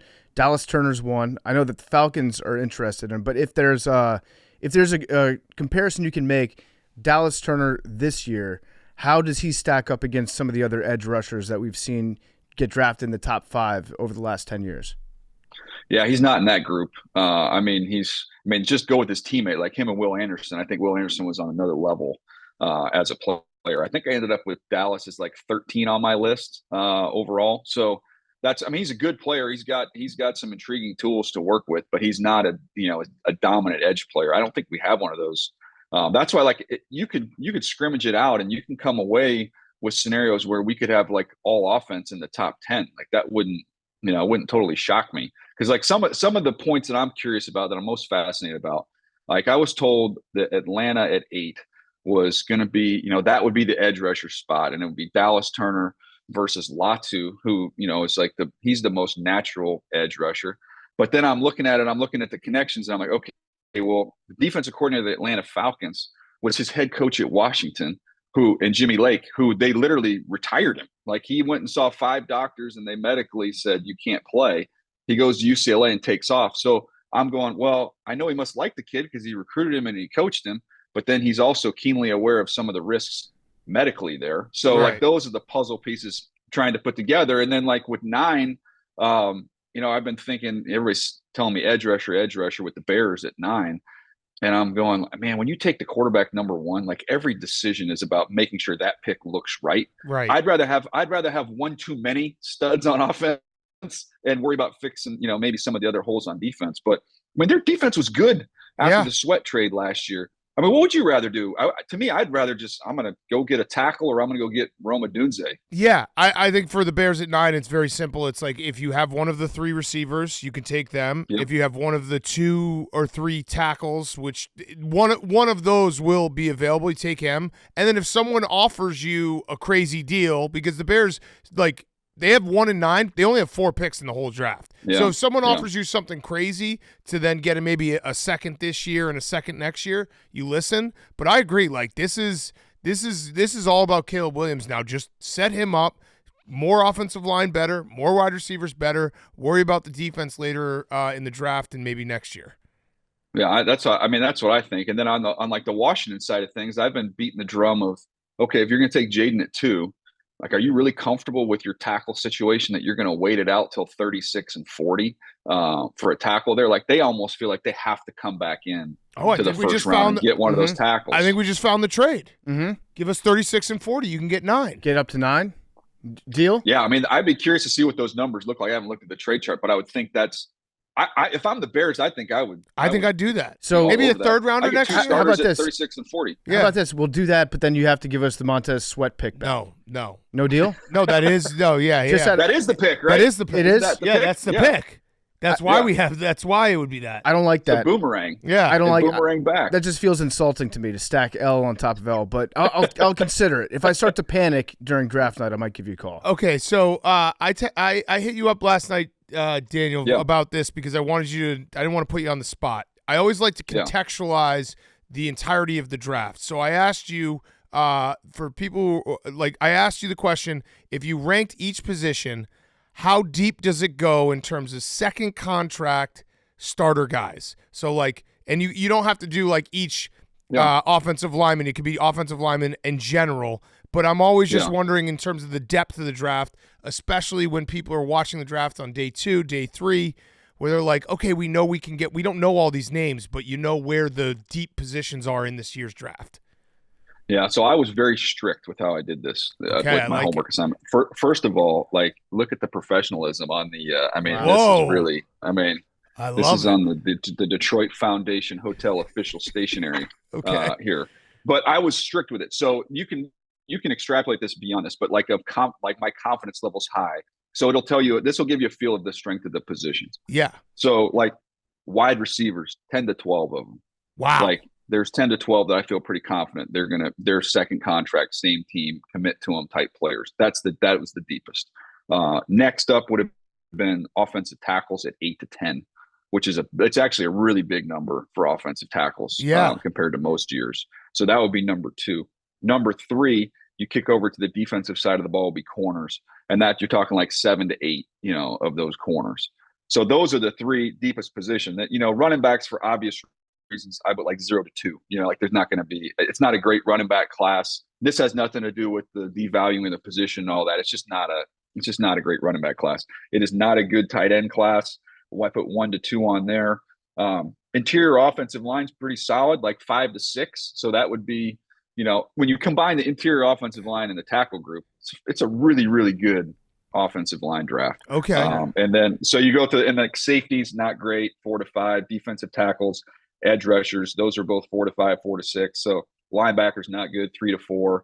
So it's literally receivers, tackles, corners. That's the strength of the draft. I love it though, because that's the kind of stuff that I love knowing going in. That all right, if there's 10 to 12 receivers that you confidently feel obviously draft is hard to predict. Yeah. But we're talking about guys that are going to get their second contract because that's really the goal here. When you draft a player, it's really you're drafting them to try to get to them a second contract because that means they were good enough to be on your team for 5 to 7, 8 years.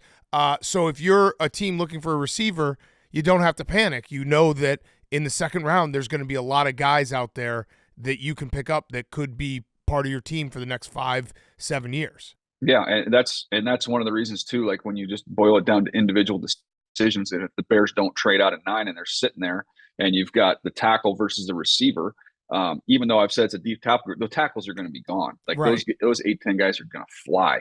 So the receiver, you still get a chance to get a really good receiver with your next. They don't have a 2, but you get the gist of it. The depth is going to run a little bit longer at the receiver position than any of these other spots. Yeah, one of my favorite stories in each draft is there's always seems to be 1 or 2 really good offensive tackles. Maybe a left tackle in college, maybe a right tackle in college. But there's a team that loves their talent, but they just don't have a need at that side of the line. So they draft a guy, and then they're like, well, he can learn how to play right tackle, or we can shift him over to the left. Are there any guys in this draft right now that jump off the charts in terms of their ability where a team might say, okay, we're going to have this guy switch sides? Well, look, you can start right with 5 with the Chargers because – it's an interesting decision. I was having a talk with a guy last night about this with a general manager. We were saying Alt was, he's played left. If he goes to the Chargers, they're not going to move Rashawn Slater. The guy's an all-pro left tackle. So, and then some people would voice concern to me of wow, you're going to ask Alt to switch positions. He's a left. He's never played on the right side. And this GM was like, he's played offensive tackle, left tackle for 2 years. This kid was a tight end who converted to left tackle. Within 2 years of playing a position he's never played in his life, he's a top 10 pick. You don't think I think it would be a lot easier to move from left tackle to right tackle than move from tight end to left tackle. So he's like, they'll figure it out. He'll be fine. So some people don't like it of moving a guy from one side to the other. Others have more concern. But a guy like Fuaga from Oregon State, who's a really good tackle, a right tackle, I know teams with him specifically who have an aging tackle, and they're like, look, the thing I like about him, he's our right guard year 1. And then once our tackle ages out, we can kick him out and do that. So I think there's different ways of looking at it, but there are some teams that are more strict. Like, hey, he's been in a left-handed stance his whole life. I'm not going to ask him to, I don't want to draft him and move him over to the other side. Yeah. Can you give us your top 3 freaks in this draft? Athletic freaks? Ooh, yeah. I would say, Brian Thomas is way up there. You go Brian Thomas. The receivers are going to be the easy ones, and Adonai Mitchell, both those guys, LSU and Texas, like total freak show dudes. And then I would say, if I want to get somebody on the defensive side of the ball, absolute freak. Well, I think in his own way, I think Byron Murphy's got some freak to him. The defensive tackle from Texas. He's not a huge dude, but just super twitched up and explosive. What about a freak who's going to go late in the draft that is like raw, where you're like, all right, he hasn't played enough football or he hasn't been coached enough, but everything that he has, size-wise, speed-wise, if he puts it all together, he will be a real gem. Yeah, I'll give you this name. This kind of a fun one was Travis Clayton. Okay. This dude's 6'7". He's 301 pounds. He's a tackle. He ran 4.81. I say he's a tackle. He's from England. Ooh. So he hasn't played. He's played soccer. He's been a boxer, and he's been a rower. I don't have any idea how any of that translates to the NFL, but I did spend 15 minutes of a Saturday watching a workout, and I've convinced myself that in the 6th round, this guy's going to end up being an unbelievable player. I put college, like I have my Excel sheet, like the position, the name, like the height, weight, speed, the grade, and then the ranking. And I have the college in there. I put college like England. I don't know. I don't know what do I do with that? I love those guys though. They should put him at tight end. That would be awesome. I'm telling you, like I've never given somebody so much credit for running over a bag, but I was like, this is graceful. Look at this guy move. This is beautiful. Yeah. What if he was? Yeah, he could be like a Kyle Brady type, where it's like he's just another offensive lineman, and he also can run and catch balls. No one can tackle him. Yeah. Yeah. No. What was the guy? Why am I? George Fant was another one who was like. Remember, Seattle just used him as like the 6th offensive lineman for like 40% of the snaps one year. Yeah. I think that was the Tom Cable years where he was just like, I'll take anybody that's big and I'll teach them how to play offensive line. Doesn't matter. Yeah, that's it. And we're going to play all of them. Yeah. What about the S2 cognition test? We're big fans of it. We think that it was it's a very valuable tool that can be used to determine which quarterback should drop to number 2. So are teams still using it, or is there?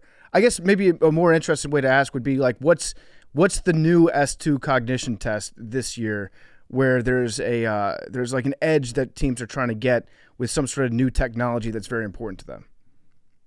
In post, are you going to put like some Sarah McLachlan music underneath this conversation with the in memory of the S2 R.I.P. test? Yeah, I know a bunch. I know like Athletes First is a huge agency, and they had Stroud, and like none of their guys took it this year. And I think that's not just them. I think there's other people that their players aren't going to take it anymore after all that information got out. I think everybody's always trying to find like the cheat code of doing this, of like evaluating quarterbacks. And I'm like, I don't think there is one. There's no test, there's no stat, there's no like the old Parcells formula. If you drop them through that formula and the number of starts and graduated and all captain and all that stuff, like there's no cheat code. And it's like, I don't want to. It sounds weird to say it because I'm like, I can disqualify myself here, but at the end of the day, it almost feels more like a coin flip on these quarterbacks, and more so than anybody has the exact answer of how to figure it out. I'll actually give you a cheat code. I think we know what the new science is going to be to determine whether or not a quarterback will be successful. It's you take them to Topgolf, and then you have them compete against each other at Topgolf, and then that's a great way to figure out how you're definitely not going to draft a bust. Yeah, but I think of being the scout in this situation. Like if I was in the room and they're like, guys, like we're at Topgolf. If I have a big grade on the quarterback and he's just crushing it, right? Crushing drives at Topgolf. I'm like, this guy's so athletic. Literally, any sport he can do it. Like he's a natural competitor. Like he's great at everything. If he goes out there and he literally is shanking everything, he can't hit the ball straight. I'm like, this guy is so obsessed with football. Like you think he has time to go golf? Like this guy is just grinding tape. Like he's not out there on his free time hitting the golf ball. Like this is the guy you want. So I could swing it either way. Yeah, you can. It's always fun to do that. The just whatever, like it's the JJ McCarthy conundrum where you're like, oh, he didn't throw a lot, but when he did throw, it was awesome. You can just convince yourself one way or the other on the argument. Yeah, 100%. On the McCarthy thing, like one of my favorite stories with him through this draft process is he's watching tape with somebody, and they're going through his tape and kind of he's answering like what he sees, all this kind of stuff, and they're in I don't remember what game it was. He's like they get to the 20 and going in, get to the 20, and JJ goes like, "You can fast forward it," and he's like, "Well, no, I want to see like your reads and what." He's like, "It's Michigan football. Like we're gonna run it 6 times and score. Like you can fast forward." Yeah, and he's like, "Look, we did all this stuff in practice every day." But and I don't know how you argue with Michigan. Like their philosophy was like, we don't have to. Like we can beat all of these teams by just doing this. Why would we do anything else? Yeah, I agree. All right, another question. This is real nitty gritty stuff that I know that you can answer. I love to think ahead. What does next year's draft look like, and what are teams thinking in relation to next year's draft? Where they're like, this position is going to suck next year. We got to get it this year. Well, I know I was talking to a GM who had this conversation with his owner because the owner wanted to say what's coming down the line at the quarterback position. And the GM was like, well, right now it doesn't look great. But like last year at this time, we wouldn't have been talking about Jaden McDaniels. The Joe Burrow year, we wouldn't have been talking about Joe Burrow. Like these guys, every year these guys come out of the woodwork and you see guys improve. They'll transfer, get in the right spot. I mean, but looking ahead, it doesn't look great at that position right now. But like his message to his owner was like, there's always going to be quarterbacks. So even though we don't know who they are at this point in time, I don't think you can panic this year and say, oh, frick, we just trade everything. Let's go up and get one of these guys we don't love, but we don't know what's coming next year. You kind of just got to have some faith that those guys will emerge. Yeah. It's kind of pointless to look that far in the future because I love doing anything could happen. Yeah, just being like, well, we got to get it now. You can convince. It's similar to the JJ McCarthy or Topgolf. You just convince yourself one way or the other. And then if there's like a quarterback you project already as being really high next year, and he doesn't quite live up to those expectations next year, you still kind of have that high grade on him because you're like, well, he had that body of evidence in the past, so you can never really be wrong about it. Yeah, right. It's great. It's great. What mock draft are you on right now? Is this mock 4.0? I think I've done 4. I've got my last one. I got to turn it in today as we're recording this, and then that'll come out tomorrow night. So I used to like push back on it because I'm like, dude, if you just let me get like to Thursday because you'll hear more stuff and blah, blah, blah. And then I realized 2 things. Number 1, stop taking this so seriously. It's a mock draft. And number 2, the information that you get in the last 24 hours tends to be like the worst information in the entire process. So just turn it in Tuesday morning and be done with it. Yeah. So what would you grade yourself for? What does success look like for your most recent mock draft? Like if you get 6, 7 guys in the right spot, what is it? I don't think it's more than like 10. I honestly, like I really don't. But to me, I always kind of look at it and see of the 32 players, like how many of the 32 players that went in the first round did you have in the first round? Like hopefully it's at least like 25, 26 of those guys. So we're talking about the right people basically. But one trade and the whole thing's it's screwed once you get one of those trades that happens, and there's no way to predict that stuff. So I used to like, oh man, what, like talk to 90 people and then stress over this stuff, and I'm like, dude, just kind of use some logic, common sense, look at how they've done things and throw it in there and move on. Yeah. What's your worst miss when it comes to a mock draft? Oh, I mean, like there's misses like this every year. Like last year I was told that Indy was either Levis or Richardson. Like it was those 2 guys, one of those 2 guys. So I'm like, well, flip a coin. I'll go with Levis. And then he doesn't go. He not only doesn't go there, he drops out of the whole first round.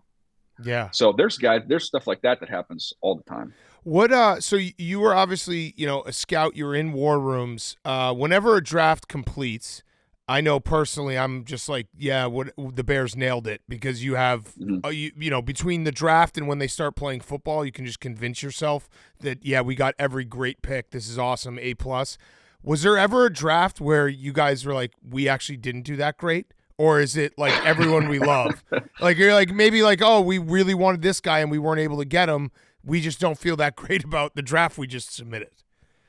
Yeah, I mean, I've had a draft in Cleveland where we didn't pick till the 4th round. I mean, so it's like, that was brutal. I ate a lot of cookies in the draft room that year, just bored out of my mind.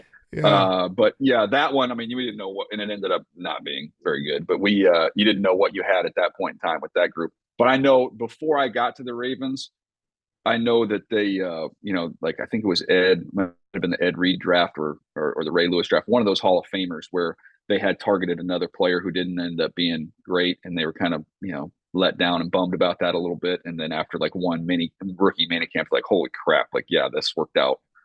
This worked out quite well for us. Yeah, it is so funny because it's just like I just never even thought like a draft room could just walk out and be like, damn, we kind of blew that. Because you'd think that they, no matter what, you'd just be like, all right, whatever we got, like we have some time to work with these guys. You don't know what, that's the beauty of a draft pick. You don't know what, you can always just think of their ceiling, not their floor. But just walking out of a draft room being like, fuck, we kind of fucked that up. There's been times I know one year I was in Philadelphia where there was a player we took in the second or third round that just individually I had a very low grade on. And it's like, it's the weirdest feeling in the world, man, because you're like, for my livelihood, I need this to be a really good player and hopefully we win and we all get playoff bonuses. But there's also the part of like, I didn't think this guy was very good. Yeah. And so it's like, is this reflecting on me as an evaluator? And it was one of those deals where I think we kind of went off of more of like, somebody had a close relationship with the coach, the college coach, and was word over what you've seen. And he did not end up being a good player. But it's a weird vibe when you're like individually like, I don't really like this dude, but now I hope he's great. I hope I'm wrong. It would be a tough victory lap to take too if you were like, I don't like this guy. They drafted him and then he told was you bad. guys. Yeah. And then like he misses a tackle in a game that cost us the playoffs. And I'm like, I told you guys. I was right. You guys were wrong. Yeah, but by the way, I know it's a weird feeling for guys who are doing it as their job in the scouting rooms, but it's actually a very relatable feeling to all of us because I don't think I've ever done a fantasy football draft where I'm like, I love my team. I literally submit it and I'm like, what the fuck? That was a terrible. I hate my team. I despise my team already. Like I'm a bad drafter. Yeah. Do you read I think that's real. Yeah. Do you read the grades for the drafts?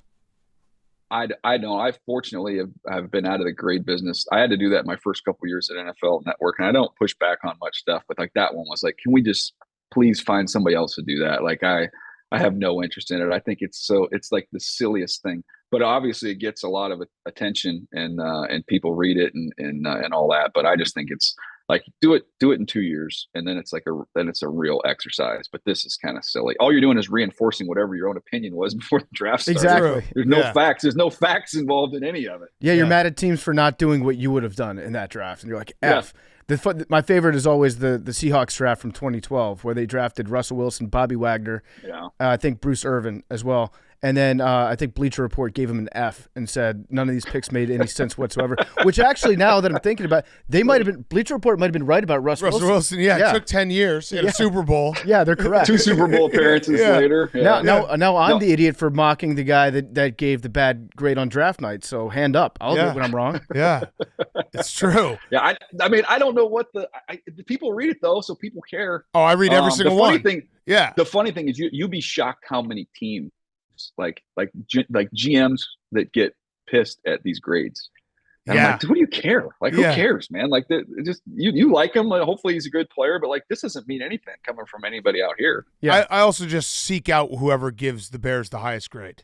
I'm just like, I'll just find an A somewhere. Yes. Someone gave us an A somewhere, and then I'll just be like, that guy. Fuck, he's. Like, does anybody go lower than a C? Yes. Sometimes they'll do like I think when the Lions picked Gibbs in the first round, I think a lot of people had them as like D-, D+, because they're like that was a reach for a running back. That is what really sets off the draft graders is if you reach for a running back, they'll be like F. Oh, okay. Yeah. The red pen comes out. Yeah, exactly. All right, so I got one last question, DJ. This has been awesome. We love having you on every year. Roback question, rhoback.com, promo code TAKE, 20% off your first purchase, Q-zips, polos, hoodies, joggers, shorts, roback.com. Give us one name, late first round, second round, that you're in love with, so that way when we watch the draft, we can be like, oh, that's DJ's guy. Great pick by that team. Ooh, that's a good one.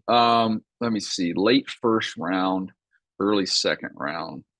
Who I really like. Teams are kind of split on him, but I really like him.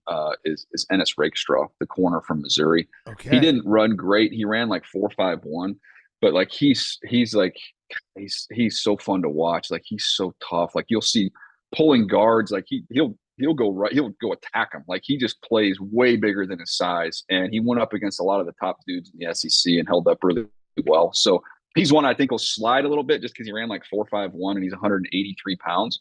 But like, I think you'll be watching games on Sunday next year and be like, dude, this guy's making plays. It's pretty good. He's like a little bit like a Kirkland brand Witherspoon from last year. I like just kind of like the knockoff. Yeah. All right, so when we see the name Ennis Rakestraw come through, we're going to be like, that's a great pick. Costco. Yeah, Costco. Although Kirkland brand is awesome. Yeah, their hot dogs are still cheap as hell. Yeah. Is it still $1.50? I have not been in a while. Yeah, they're never going to change it. It's fantastic. It's the best deal. Yeah.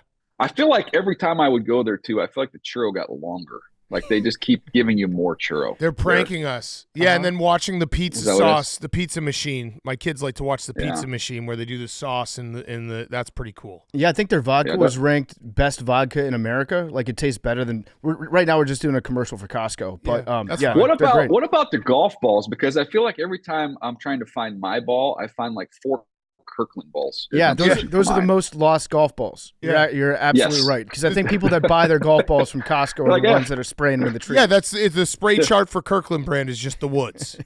Yes, and I think there's also, obviously you get them in bulk. I would imagine it's a very good deal, which would leave you less likely to want to hunt that thing down. You're like, let's forget it. Let's just keep going. It's a fascinating study. My last question is how deep into the second round can a team delude themselves and be like, well, our early second round pick that's basically a first rounder? Is it like the top 5 picks of the second round? You can say essentially a first round pick. I think if you're taking a wide receiver in the top of the second round, you can be like, I got a first round player just because maybe they get pushed down a little bit because of the depth there. I think, for the most part, the defensive side of the ball, I don't think you're getting you're not going to get a first round player in the top of the second round in this draft. So I would say if your team drafted a wideout in the second round, you can pump your chest a little bit and say, dude, we just got a first round type player with a first round grade here in the second round. How many first round grades do you have in this draft? Well, it's kind of, the way that it is, I wouldn't say like just like first round grade, second round grade. I would say like where the fall off point is. I think you get to, I can probably go like 20, 22 deep is around where that spot would be. Okay. And then I think it starts to drift off a little bit. I like that. I love the fall off points. 22 first round picks, but 32 picks overall. Yeah. Those other guys shouldn't even be there. Yeah.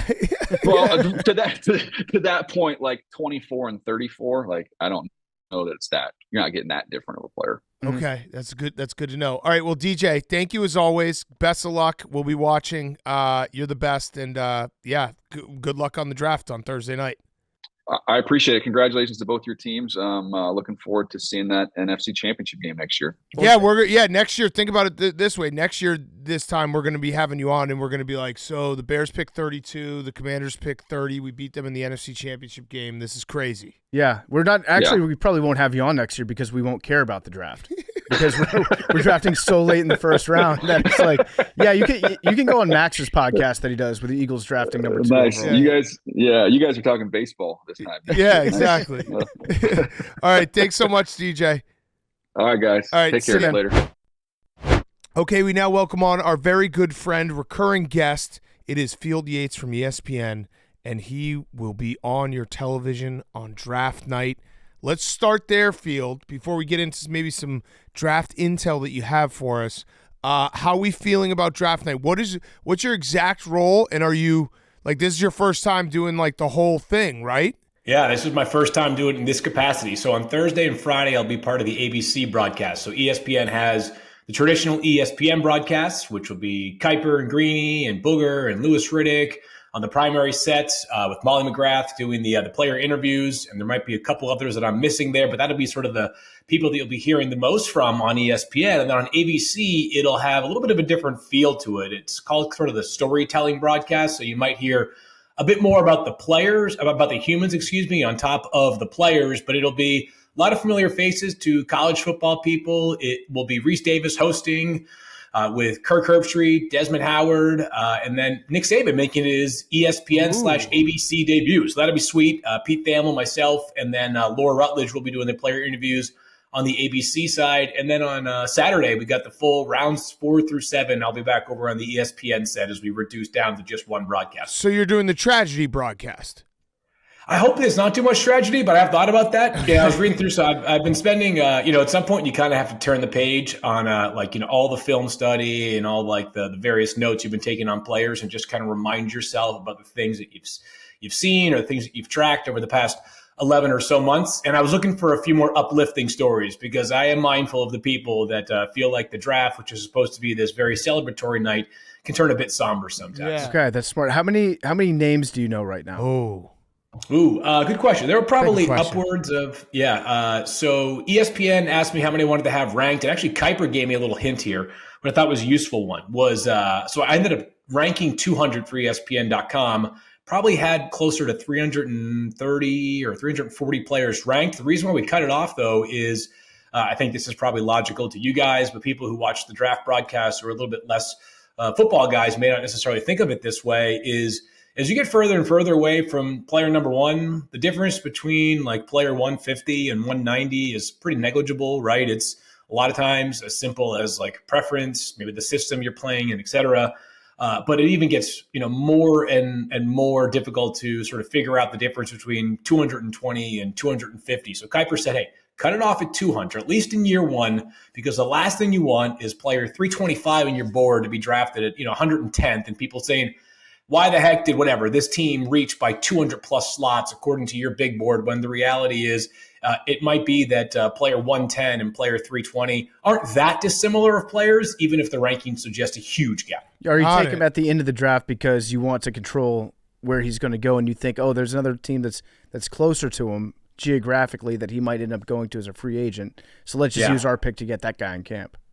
Yeah, that's sort of the mentality. Yeah, I mean, I think the reality of rounds 4 through 7, two guys, as you guys I'm sure know this, but like it's just so much of it is much more like beauty in the eye of the beholder, right? There are certain teams who their offensive line preference is more athletic guys. Some teams prefer size. Some teams prefer, corners that maybe don't necessarily have great size but have great speed. Other teams can compromise speed for size. So, I think the first, 20, 25, 30 players on the board are probably going to be names that the league evaluates pretty closely. And certainly in the first, 10 picks, that's going to be the case. But the further we get from pick number one, the more and more likely we are to have some curveballs. And as a result of that, those rankings can become, at least in my mind, a bit more difficult to accurately pinpoint when you're scouting for 32 teams as opposed to just scouting for one team. Yeah, the first 2 rounds are for criticizing all the other teams. And then rounds like 3 through 7 are basically selling yourself on whoever your team picks, being like, this is actually a steal. We got a diamond. I can't believe we got this guy. Yeah. Yeah, 100%. Yeah, like there's a couple kids. There's a handful of players from both North Dakota and South Dakota, North Dakota State, South Dakota State, and University of South Dakota, who are all good players. But I really can't wait for people to say, like, with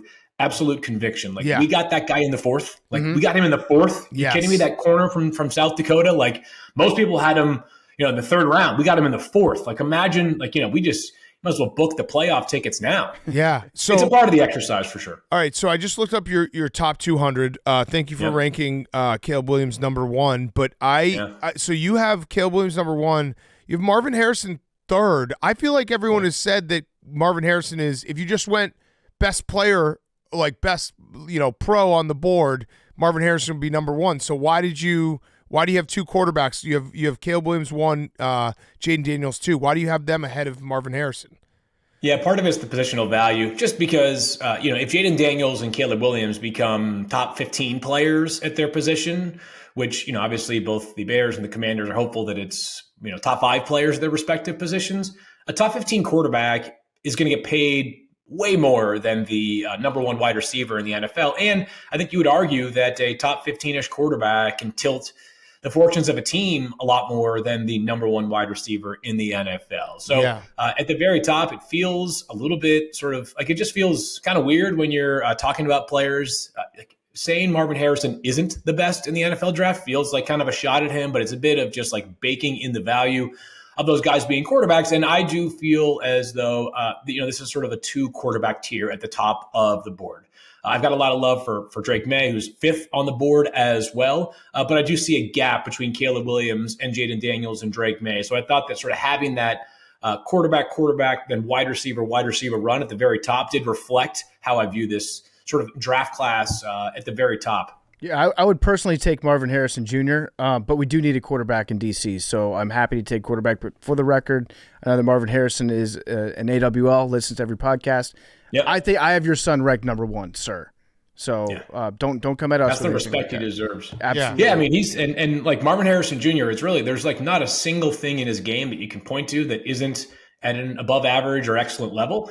That's kind of one of the cool things about this draft class. And you got 3 receivers at the very top, in him and Malik Neighbors, and also Rome Odunze, where one of them is going to have to be the 3rd receiver taken. And it might not be until the 7th, 8th, or 9th pick. And in a different draft, like all 3 of those guys could easily be the number 1 wide receiver taken and maybe even a top 3 selection. So it's going to sound to one of these teams like they're getting the 3rd best wide receiver, I guess, to the fan bases of these teams. But the reality is there's a very, very small difference at the very top between Marvin Harrison Jr., Malik Neighbors, and Rome Odunze. All 3 of those guys are part of the blue chip group that we have in this year's class. I would say along with, 3 of the quarterbacks plus Brock Bowers, like it's a pretty special 7 or 8 players at the very top of the board. I don't know if you're looking for tips for Thursday night, but here's a tip. All of them. Yeah, okay. I really wish Rome Odunze's name was Romeo Odunze. That is a good one. Did you hear the reason why his name is Rome? His dad was infatuated with the Roman Empire, so that's how they landed on it. I like that. I was thinking about Roman Empire. That's a football guy move right there. Yeah, but wouldn't it be cool if he was Romeo? Plus move. Romeo Odunze? Cool. Yeah. Romeo Odunze would be a great NBA prospect, I think. Yeah, true. But that Rome. does work, actually. Yeah. I don't know if he has any basketball in his background, but if he does, might make more sense. Oh, since you know all the stories, who's the best athlete in another sport in the draft? Well, JJ McCarthy was an awesome hockey player and lacrosse player growing up, so he's a 3-sport athlete. He's certainly up there. Keon Coleman, the Florida State wide receiver, began his career at Michigan State. He was on the basketball team for a year, so he was a sick athlete as well, which kind of shows up. I feel like sometimes we do that too often. We try to, like DJ Burns, we tried to make that an NFL thing for a minute during North Carolina State's run to the Final Four. But with Keon Coleman, like the basketball stuff does kind of show up. Like he, plays above the rim in the red zones, like constantly making catches over defenders and going up for catches with one hand and somehow bringing them down. He certainly would be on the short list as well. There's always a handful of basketball guys, it feels like, in every class. I'm trying to think of anybody else that has an obvious multi-sport background that I'm forgetting off the top of my head, but those 2 came to mind. I love whenever that's a story, just because it's like, man, these guys just have it all, where it's like, yeah, did you know that this guy who's getting drafted in the top 10 could throw 99 miles an hour? This guy's good at sports. He's good at all. An athlete is really athletic. Crazy how that works, right? Is there any play that you're looking at that's going to either give Roger Goodell a giant hug, or maybe a very confusing handshake that Roger Goodell won't be able to keep up with?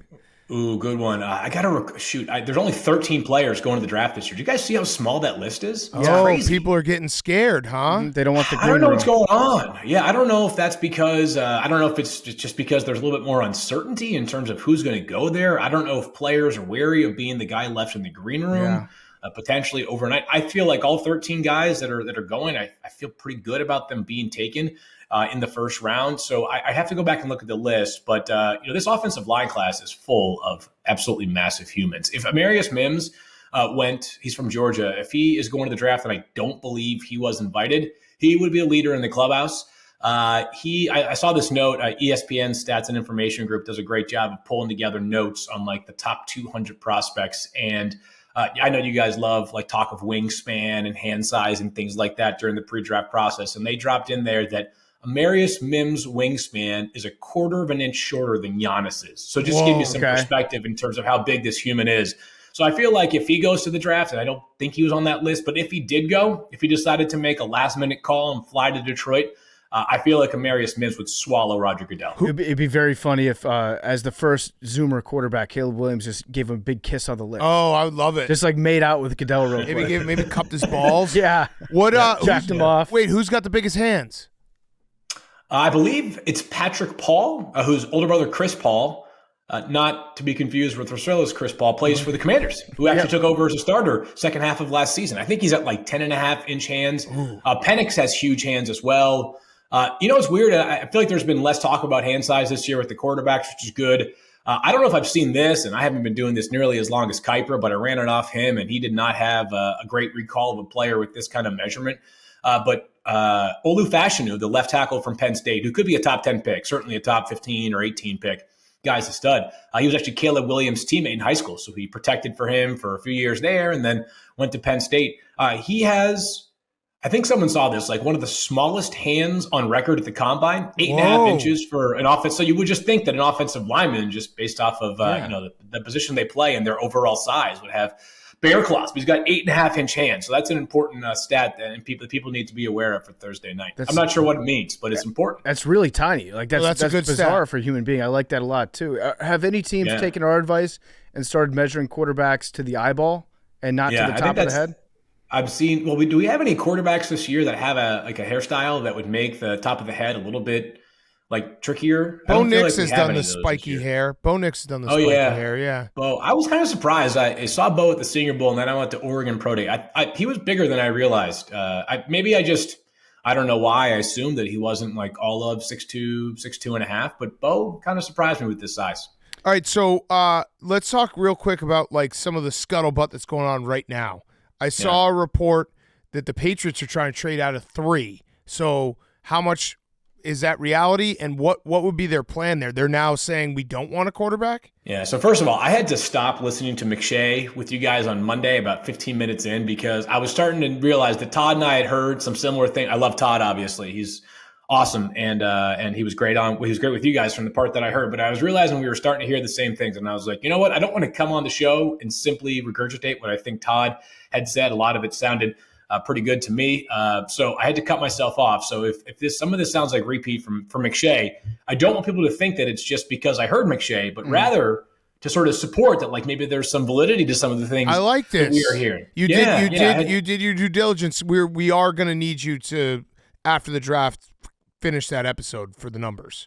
Oh no, I'll do it. I'll do it after we finish today. Okay. I still want to hear what Todd had to say. Got it. That's loyalty. But so the Patriots, I think they would listen. I think they would listen to an offer at pick 3, only because obviously if their board is Caleb Williams, Jaden Daniels, and Drake May / JJ McCarthy in terms of the 3rd and 4th quarterbacks, then you're getting at best your 3rd or 4th quarterback, and QBs can kind of be like real estate, right? Like there might be a few houses on the market for the same price, and you see, one differently than the other, and reasonable minds can agree on things and reasonable minds can disagree on things. That being said, the Patriots need a quarterback so bad right now. I mean, look at the roster, and obviously they have so many holes, but I would be surprised if the Patriots ended up trading out of pick 3. What I don't know for sure right now, and I suppose this could change with like one tweet from Schefter or a big insider that suggests where the Patriots could turn. I think it would end up being Drake May. I don't think JJ McCarthy should be totally ruled out, but I do lean towards Drake in that scenario. But the problem with trading down, I've talked about this throughout the process for the Patriots or anybody else that's sort of been rumored as a potential trade down candidate that needs a quarterback, is while the Patriots could trade down and maybe get the Vikings 11th overall pick, 23rd overall pick, and then a pick next year, whether it's a first-round pick or something else significant, is the Patriots wouldn't have a quarterback in that scenario. And then a year from now, the Patriots could find their way to like 6 or 7 wins. I don't know that I view them right now as a team that's going to be very good. That being said, it's the NFL, right? Like the Giants this past season are a good example of this. If the Giants had finished with the 4th worst record in the NFL and had the 4th pick, we might all be talking about 4 quarterbacks going off the board to begin the draft without any trades whatsoever. But instead, the Giants might not draft a quarterback, in part because in order to get up to pick 4, they might have to move maybe a first-round pick in 2025 along with pick 6. So you might get a bunch of assets when you trade down, but you might just need to repurpose them a year from now to get back up to take one of those quarterbacks. And while anything can happen, and Shedeur Sanders and Quinn Ewers and a handful of other quarterbacks certainly are going to be talked about a lot going into the 2025 draft cycle, you just don't know until those guys go through their final season. Jaden Daniels is a good example of how a player can certainly rise way up. And then Drake May is an example of a guy who, going into the season, people would have thought there was no way anybody could challenge Caleb Williams except for Drake May. And now Drake could, we'll see, but could be the 3rd quarterback off the board. Yeah. All right, so when it comes to the quarterbacks, Caleb Williams, he's going to Chicago. We've established that. The Bears are all in on him. He's going to be awesome. He's going to be awesome. He's going to be awesome. He's going to be awesome. One of the best quarterbacks that we've ever seen. Ever. I always like when teams are like leading up to the draft, you'll talk about the presumptive number 1 pick quarterback and then compare them like to quarterbacks from 10 years ago. Right now, that guy I feel like is still Andrew Luck, where they say, is the most surefire prospect since it's always Andrew Luck right now if you have a really good quarterback. But if you were to compare Caleb with the number one quarterbacks that have been drafted in, say, the last 5 years as prospects, I'm just curious. Where would you rank Caleb in terms of all the top prospects? This is mean because I know the answer. Yeah, I would think, and let me just make sure. So 5 years would be 2018 to 2022, right? Yeah.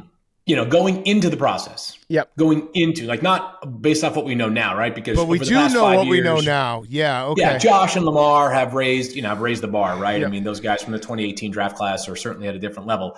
But I would say going into the draft, it would be Caleb and Trevor, sort of in a tier one by themselves.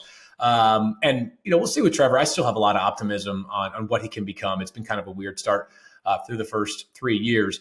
But I would say that Caleb is sort of right there with Trevor in terms of like tier one quarterbacks going into the process. Obviously, what they become after they get drafted is a whole different part of the conversation. But that's where I would view him as, at least. I mean, Jaden McDaniels had one of the best college seasons we've seen, maybe ever, right? Mm-hmm. I mean, he won the Heisman Trophy, which already puts him on the short list. And that wasn't enough to overtake Caleb Williams. So I think that sort of suggests just how much of a sure thing is not the word I like to use, but how strong of a prospect Caleb Williams is and why that number one pick was so valuable for the Bears. When you were asking me for like a comparison, we always do this thing where we compare guys from like the last 10 years or so. My favorite thing with working with Kuiper is, Kuiper will be like, he'll be talking about some wide receiver, like, Malachi Corley, who might go in the second round. He'll be like, Phil, doesn't he remind you of like Al Toon, who got drafted in like 1974? And I'm like, Mel, no. Maybe it's possible, right? But Mel, obviously when you got a 46-year Rolodex of prospects to work off of, his comparisons date a little bit further back than I do. But I don't recall quite what the players were like back in 1976. Yeah. So, all right. So we had another one I'm curious about with J.J. McCarthy. There's now I'm here. This is all hearing internally, literally in our office. There's debates that he is going to be like Will Levis in that he will fall, and this is all just fodder, and people are pumping him up. What's the reality? I don't think he'll fall. I don't know that he'll go third overall, which I mentioned earlier is like, I would say there's a chance. I don't know if it's a great chance. I wouldn't totally dismiss it, but he's not going to fall too far. I would think the floor for J.J. McCarthy, the absolute floor, would be 11th for the Vikings. Okay. But that would be that would be a ballsy game of chicken the Vikings would be playing if they don't move up from pick 11. And just imagine, like, the possibility of J.J. McCarthy falling to them is in play, right? Because you can make a case that, obviously the Cardinals aren't taking a quarterback, the Chargers aren't, the Titans aren't, the Falcons I don't think are, the Bears obviously aren't with number 9, and the Jets not at number 10. The problem is the Broncos at 12 and the Raiders at 13 are looming, right? So all three of those teams are kind of competing against each other with this smaller, every pick away from one reduces the size of the quarterback pool. So I think JJ's floor is 11. I think the more realistic floor is probably somewhere within the first 6 picks, because I do think we'll have at least one trade up. But my grip on like where these quarterbacks are going to go feels a lot weaker once we get past JJ, because I think there are people that feel like Mike Penix Jr. is a lock to go by 13 at the absolute latest for the Raiders. And there are others who say, I could see both he and Bo having to wait around a little while. I'm starting to move closer and closer towards Penix definitely going early off the board and Bo finding his way to the first round as well. Yeah. Interesting. So if JJ is truly the best quarterback that's ever played at the University of Michigan, as Coach Harbaugh said, yeah, he could say, because he's counting himself. He's counting himself, and he's counting Tom Brady, and he's counting everybody. If he truly believes that, wouldn't he want to draft him? You would think so, right? Yeah, no respect for Denard Robinson, others that have made their way through Michigan, by the way, from Jim Harbaugh. It's actually kind of a brilliant play in this regard, right? Like, I'm not saying that J.J. McCarthy wouldn't have been in the conversation without Jim Harbaugh's approval. I do believe that he would be very much in this conversation. But Jim Harbaugh, being the ultimate hype man, has been a nice way to remind people about how good this kid is. And the public is like buying it more and more and more. And what I will say is that, I don't think GMs and head coaches are paying attention to what other GMs and head coaches are saying publicly about a player that they just spend time with, right? No GM or head coach is going to do anything other than promote the crap out of that player. I do think owners, they got these rabbit ears, right? And they're hearing everything. And I think that an owner whose team might be thinking about taking J.J. McCarthy in the first, 10 picks, probably feels more solid about it because of Jim Harbaugh's words. And Jim, with that 5th overall pick, not taking a quarterback, may have increased the value of that pick in a trade, right? So, he kind of workshopped this a long time ago to kind of set his team up for a potentially more valuable trade back if the Chargers go that way, which certainly possible. I think it's a totally reasonable case. I think there's a totally reasonable case for them to just sit at pick 5 and take a wide receiver, given releasing Mike Williams and trading Keenan Allen. But the Chargers, and Jim Harbaugh's history tells you, like, if there's anybody who's going to try to play this game as old school as possible and maybe not necessarily need to invest a ton of valuable resources into the wide receiver room, it might make you think, at least at the draft, that's Jim Harbaugh and his new GM, Joe Ortiz. So I wouldn't rule out, obviously, the Chargers being a trade back team, even if Malik Neighbors or Rome Odunze or Marvin Harrison Jr. would look perfect playing with Justin Herbert. Yeah. What other scuttlebutt do you got? What maybe what team is kind of laying in the weeds that you're hearing little things about where you're like, they might get active, they might trade up, they might trade down, they could be the team that changes how the draft falls? Yeah, I think that the first round, the first 8 picks is where I think things are kind of interesting. So I think there's a chance that the first 6 picks are in some form or fashion 4 quarterbacks and 2 receivers, right? That would require a trade down by one of either the Chargers or the Cardinals, which I think is certainly in play. But if either of those things happens, then you'd probably have Minnesota being in the top 5, taking the 4th quarterback, and then the Cardinals or the Chargers would take the first wide receiver. And then I think the Giants would take the 2nd wide receiver. But where I think things get interesting with Tennessee, and they have this big need at left tackle, and Joe Alt from Notre Dame, certainly very worthy of that 7th overall pick. But unlike the wide receiver spot, where you have this like really clear, at least in my opinion, like line of demarcation, you got 3 like next level receivers and Marvin Harrison Jr., Malik Neighbors, and then Rome Odunze, and then a drop. With the offensive tackle class, like there are people around the NFL that have told me it's at least a conversation between Joe Alt and Olu Fashanu, or Joe Alt and Tali Fuaga, who's an Oregon State offensive tackle, or Joe Alt and even Troy Fautanu from Washington. So I think that like if I'm Tennessee, if I think the gap is pretty narrow, and I just hired Bill Callahan, who's obviously the father of their head coach Brian Callahan, but one of the great offensive line coaches maybe ever in the NFL. He might say, listen, I'm comfortable with whoever we get at, let's say, pick number 12 or 13, if we want to be the team that trades down, and maybe somebody wants to move up to grab that 3rd receiver. So in some ways, I feel like 7 and 8 with Tennessee and Atlanta, who we've all been mocking, Joe Alt and Dallas Turner from pretty much the combine on as those 2 picks. One of those feels like it's due for a curveball, and a trade back certainly would qualify in that category. I like that. I hadn't heard that one because I've been hearing mostly Cardinals, Giants. Yeah, Monty. And the Cardinals could too, for sure. Yeah. Monty's trying to make that pick move right now. Yeah. Yeah, but isn't it funny how like and it's possible. Like I'm not ruling this out, but like it's like a lot of people are assigning like Monty Ossenfort's like MO as the guy who's like constantly moving around the board, and it's like he's been the GM for 1 draft, right? Yeah, and like, by the way, they got an offer that when they made that deal last year, we were all like, holy crap, like that's an unbelievable win for Arizona, right? Like they got obviously pick 12, which they ended up moving back up to pick 6, but they got the Texans' 1st round pick in 2024. I remember at the time, I was like, they didn't announce it on the draft broadcast because the NFL didn't say anything, which 2024 1st round pick they were getting. And I kept thinking to myself, there's no way Houston would give up their own 2024 1st round pick, right? It's got to be Cleveland's 2024 1st round pick, because Houston wouldn't give up the potential of a top 5 or 10 pick. And obviously things went very differently, and Houston ended up being one of the great stories of this past season. So it's possible that Monty wants to move down, but he's got 1 draft of doing it, right? It's like 1 move that has sort of defined his MO, which for all we know, like he might just stick around and sit at number 4 and take Marvin Harrison Jr. because he's just that good. Yeah. So you've got obviously Caleb number 1. Reading the tea leaves, it sounds like you're set on Jaden going 2nd. I hope you're right, but we've had Drake May moving up in the odds. We've had JJ moving up in the odds, but you're pretty confident it's Jaden number 2.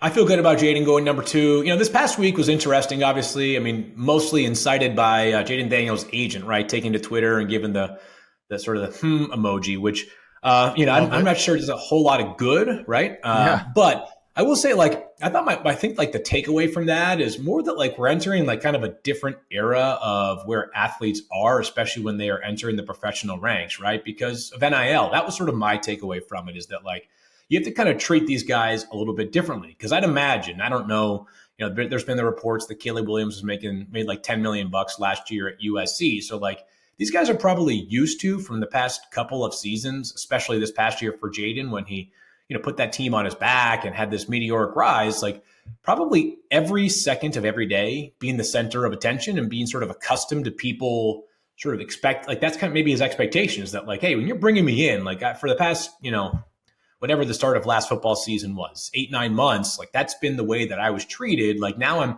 being brought in amongst several quarterbacks. Like it's just a different time right now for athletes, I think. But I do think Jaden McDaniels ends up going number 2 overall. Like I don't think there was some sort of like serious like calculus behind that decision last week to have 3 or 4 quarterbacks. I think it was just kind of like the Commanders, people who are in charge of that organization have been with organizations in the past that have done things similarly, and there's no rules for those pre-draft visits. But I feel good about Jaden McDaniels going number 2. And we all know about the dual threat. We all know about the great passing numbers last year with those 2 great receivers. But the part that I've felt best about with Jaden McDaniels throughout the process that I think gives me a lot of confidence that he's going to be, very successful at the NFL level is I'm not sure I saw a more composed player in big moments last year. And I know you guys know this, but most people probably think LSU, like, 5 stars all over the roster, like there's a ton of talent every single year. That wasn't the case last year for LSU on defense. And they needed to put up 40, 45, 50 points in a game every week to have any chance of winning. And the SEC's got a lot of great defensive teams, and Jaden McDaniels pretty much solved them all. I mean, even Alabama, he left that game early. It was early in the fourth quarter with a head injury. He was back the next week, so it wasn't super serious, but he had almost 400 yards of total offense against Nick Saban. I can't wait to see what Saban has to say on Thursday night when Jaden's taken, because, if Saban can't totally solve you, like to me, that's another reason to believe confidently in that player. Yeah, although it was always when Saban, they're like, a mobile quarterback is Saban's kryptonite, and it was like, but he only lost like 4 games in like 10 years. Right. Like, but Johnny Manziel, it was just my favorite thing to say. Like, that one fateful Saturday afternoon when Saban, like, God forbid he loses one game. Yeah. All right, I got a couple last questions. First one about the actual logistics of draft night for you. So a lot of names, a lot of backstories, a lot of colleges. Mm-hmm. You're an AWL. We want to protect you. How many mistakes are we going to stomach and go to bat for you? Because there will be mistakes. So, like, is it Field Yates fucks up 1 time and we will defend you, but if you fuck up 2 times, we're going to have to be like, we don't know this guy? Right. Yeah, I think 3 strikes seems reasonable. We'll play with some baseball rules. You mean like messing up a name or something like that? Not like the evals, because there could be a lot of evals that we look back 3 years from now and it's like, that doesn't matter. Guy thinking? Yeah, that doesn't matter. I'm saying like name, wrong school, wrong pronunciation. Like we got to be ready because the internet's a mean place. So it is. What do we say? 2? Should we say 2 mistakes? It depends on what the mistakes are. Yeah. All right. So here's the only thing I'll say, and I was going to bring this up anyway. So I'm glad that you kind of led me to this. We got a very difficult group of names at the top of this year's draft board. I've been practicing these guys like crazy, but Olu Fashanu, Penn State. Some people have been saying Olu Fashanu. Mm-hmm. Yeah. His first name is complicated enough that I think he just has gone by Olu on broadcast for quite some time now that like it's not even worth trying. We got Tali Fuaga from Oregon State, whose first name is actually Taliesin or Taliesin, depending on who you talk to, because he's answered to both during interviews that I have watched during the pre-draft process. But I was on the road for one of the pro days, and somebody said, well, if it makes you feel any better, when we met with him, he mentioned that people just call him Tali. So I've landed on Tali Fuaga. Got Troy Fautanu from Washington. That's that's 3 guys who could be top 15 or so picks. So Leatu Latu from UCLA, also a guy who deserves to be a top 15 pick. So I can't wait. Goodell, I think, is going to have to be very deliberate when he's going to the podium with those names. I feel like that's an underrated skill for a commissioner, but no joke this year with some of the names. Yeah, he's going to read 15 names. And you also have to deal with the fact that I put Romeo Odunze in your head now. Yeah, I'm definitely calling him Romeo at some point. That would be awesome. One way or the other. That's all right. Make Whatever. sure if Goodell messes up the pronunciation, you just jump in immediately afterwards and say it the correct way. You don't have to tell him like you screwed this up. Just let America know that he's an idiot. Yeah. Well, yeah. I mean, I do have the ESPN pronunciation guy now, so I feel better. I feel like a little bit more confident right now because like I'm sure I should be spending more time like going through like a little more film on these guys, or just going through my notes when you're juggling 340 or so names in your brain. Invariably, there are players that you just haven't watched as recently as others, and obviously 95% of the interest in the draft up until Saturday is Caleb Williams versus Jaden McDaniels, or Marvin Harrison Jr. versus Malik Neighbors. So those 7th round guys or undrafted guys haven't gotten quite as much love. So I probably could be spending a bit more time on some of those guys right now, which I'll try to find some time for. But the pronunciation now feels like my responsibility come Thursday night. Got it. Okay. My last question was just going to be, how many different Williams guys do you know? Just in this class alone, we've got Caleb Williams, Evan Williams. I could probably pull this up and sort it by last name. There's got to be a few of them. Yeah, we're high on Williams. This would be a good question for Blake, right? Buying all the stock on Williams. No, you're not allowed to look it up. Okay, well, I just have my list in front of me. No. Top of your head.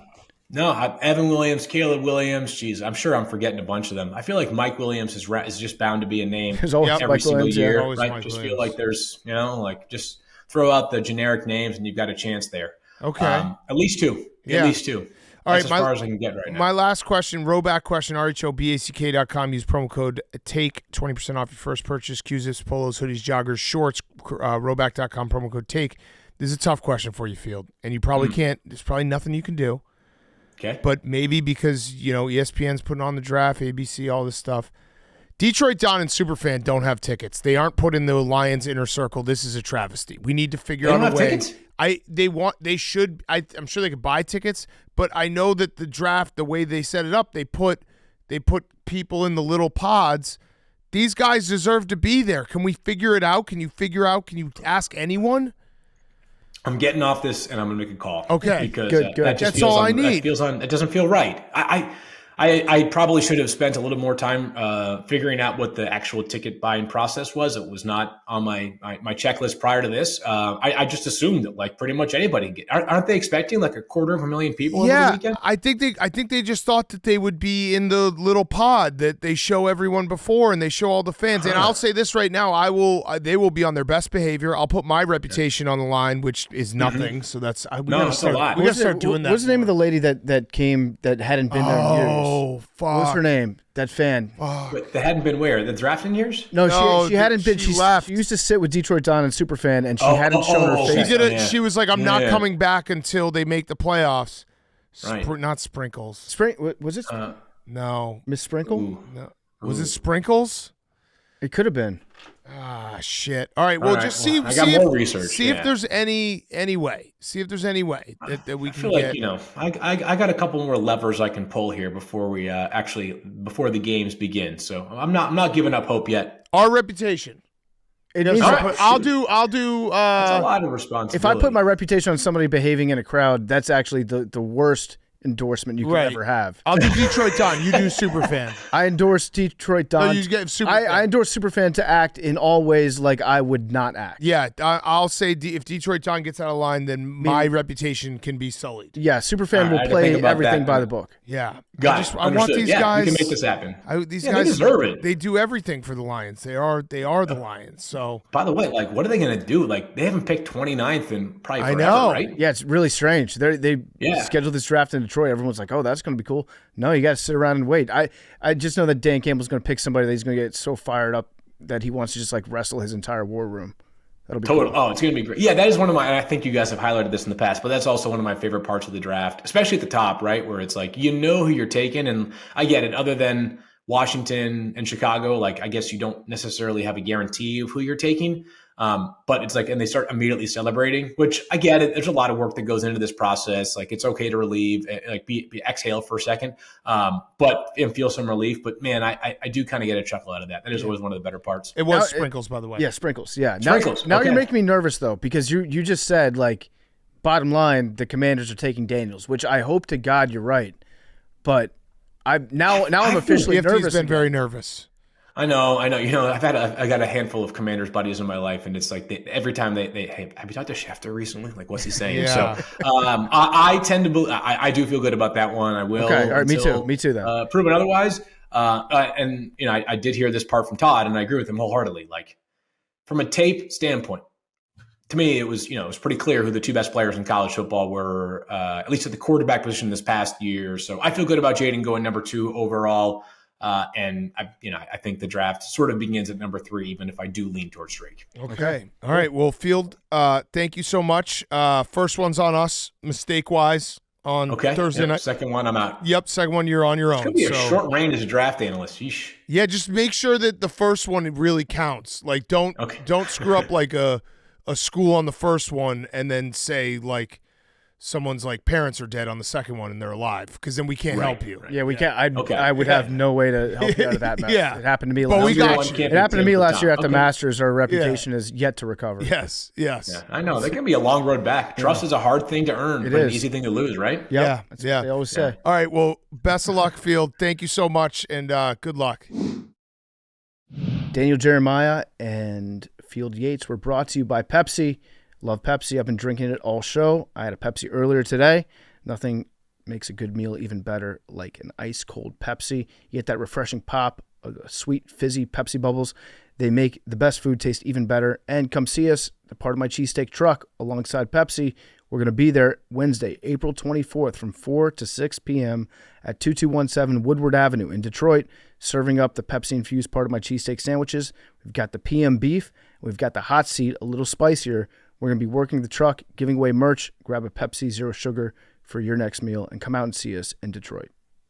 Okay, let's wrap up with Guys on Chicks. By the way, we are going to do Mr. Pear Picks on Instagram Live, so go follow us on the Pardon My Take Instagram.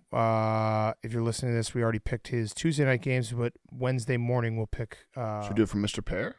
What? From his account. Yeah, we could do it from Mr. Pear's account. Yeah. So he went 2-0. We're not gonna have him on every show, but we will do the picks because we got to see how he does. It's Mr. Pear on Instagram. Yep. It's Mr. Pear on Instagram. I want to analyze the trends behind what he's good at picking.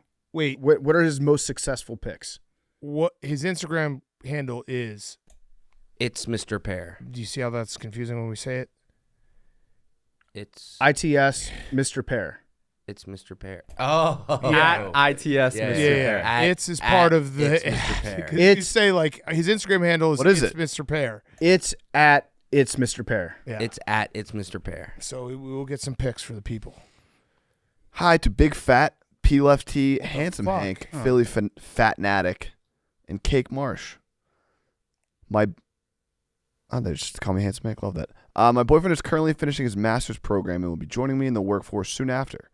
I've been making more than him while he's been in school and working part-time, and we've been splitting our rent and general expenses. Once he graduates, he'll be making a lot more than me, and part of me thinks that he should cover more of the rent expenses now that he's working. He's saying that I should have been doing the same the past couple of years while he's been in school, That's a and good that it's point. not fair. I'm bringing this up now. Thoughts? That's a good point. He got you there. Foot's on the other shoe. He got you there, especially with you should have been paying more, but or wait, he said she should have been paying more, but she was splitting it. He's saying that she should have been paying more. Yeah. If she's going to ask him to pay more now that he's making more. It's also relative. Like if he's making way more, just. It is interesting that she's bringing it up now, though. Yeah. Very It's interesting. also, I feel like you got to wait. Like maybe if you move and get a new place, that kind of reopens negotiations. But to just change it. Also, long play here. Get married and then joint bank account. You're good. Yeah, you kind of got there though. You kind of got caught. You should have seen the future there. You should have seen what was going to transpire and paid a little more when you were making more. Yeah, and I guess it depends when you moved in together too. How long have you been dating up to this point? Have you been covering him for a matter of years? Yeah. Like, do you feel like maybe you're entitled to some of that money back because you put him through his masters? Mm-hmm. But she didn't. She didn't. They split it. Yeah. Yeah. That's a crazy argument to make. That was what's the guy's name? Bateman. What's his first name? Jason. That was very Jason Bateman. Yeah. Yeah. It's interesting. It's like that. You reminded me. That was a flashback of you just got the news that like your entire family was killed by a Mexican cartel while you're living in Missouri. Yeah, that show. They're just always leaving. The show is just Michael or Jason Bateman backing his car out of a series of driveways. Yeah, in a minivan. Yeah. Hey, PMT. I recently got out of a long-term relationship in which my boyfriend introduced me to his favorite sports team, the Buffalo Bills. Oof. Now I'm a huge fan. I'm afraid I will always associate the Bills with my ex, but I want to enjoy watching Josh Allen be a freak of nature. How might I mitigate this association so I can watch football and not be incredibly sad at the same time? You got to fuck Josh Allen. I was going to say that. Then it ruins the team for him. I was not going to say that part. Okay. But now I am, and it is good. And I agree. Yeah. If I was him, I'd be very upset that my ex is now rooting for my favorite team. Yeah. I'd like nothing more than for her to pick just somebody else.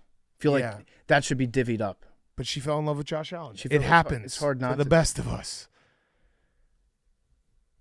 Go ahead. What about when you start dating somebody else? Yeah. Are you going to take on their fandom? Well, no, she says she wants to be a Bills fan. Yeah, but how's that? That's going to be a weird conversation in your next relationship when your boyfriend's like, why do you root for the Bills? It sounded like it didn't end so poorly because if it did end poorly, you could either fuck Josh Allen or date a Chiefs fan. One or the other. Yeah, if you're a free agent, why just find it? She doesn't want to be a free agent. No, I'm saying, but just she's a free agent in terms of dating. Date a Chiefs fan. Just see how that goes. I bet you it'd be fun. Until January. Mm-hmm. I'm pregnant and my husband is adamant we name our first child Hercules because it's a badass name and guarantees our child will be strong and powerful. We don't even know the gender yet, but he is convinced it's a boy.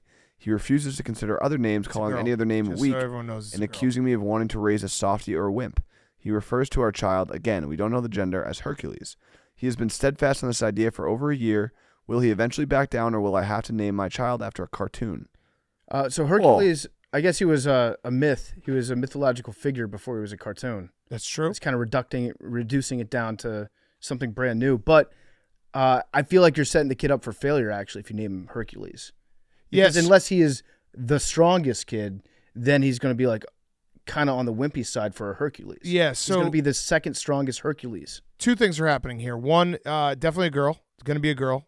Update us when your baby girl arrives. Hope everything goes well.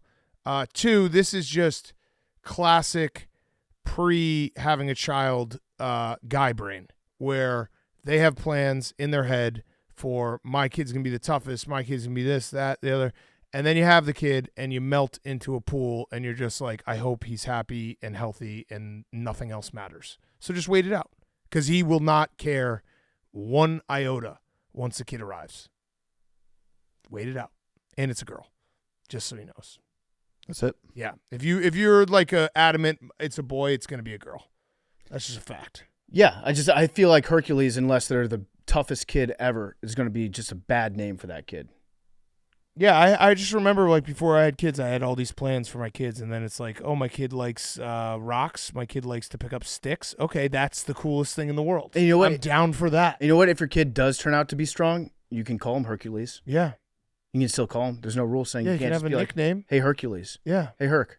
Herc is kind of a cool name. Herc actually is a great name. Watching The Wire. That's a strength and conditioning coach. Yeah, Herc. In the making. Bald head, maybe goatee. Herc, yeah. All right. Good show, boys. Good show. We covered everything. Numbers. 40. 8. 20. Oh, no. I'll go 76. 3. 18. Also, Congrats. please tune in to PGA Tour Live this week. Oh, yes. Jake will be on the Zurich broadcast. Zurich Classic of New Orleans. When does it start? Thursday through Sunday. Love it. A team event, right? Yeah, team event. Do you know what the teams are? Yeah. What team's Max on? He's not playing. Oh. But I am also doing my first signature event in 2 weeks, the Wells Fargo, which he's a 2-time champion of. Love it. That's the 5th major. Pretty much. Hell yes. Good job, Jake. Thank you. Proud of you. All right. Everyone can say the numbers. 99 pug. 40. 20. 8. 21. Shout out everyone who bought a Pug shirt. Sold over 100. Did you know that, Pug?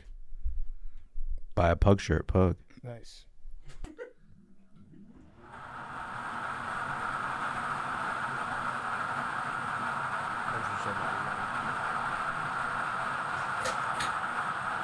$65. 65. 65. 65. Max, I'm reading this post-game report here. It just says that Coach Nurse, an attempt to call a timeout by Coach Nurse is neither recognized nor granted by the officials. It doesn't say that the attempt the second one was a valid attempt. It says the first one was a valid attempt. The second one. Not in the tweet. In the tweet that you sent over. No, that's what I'm looking at. The second one was a valid attempt. The second one was not a valid attempt. The first one was. Love you guys.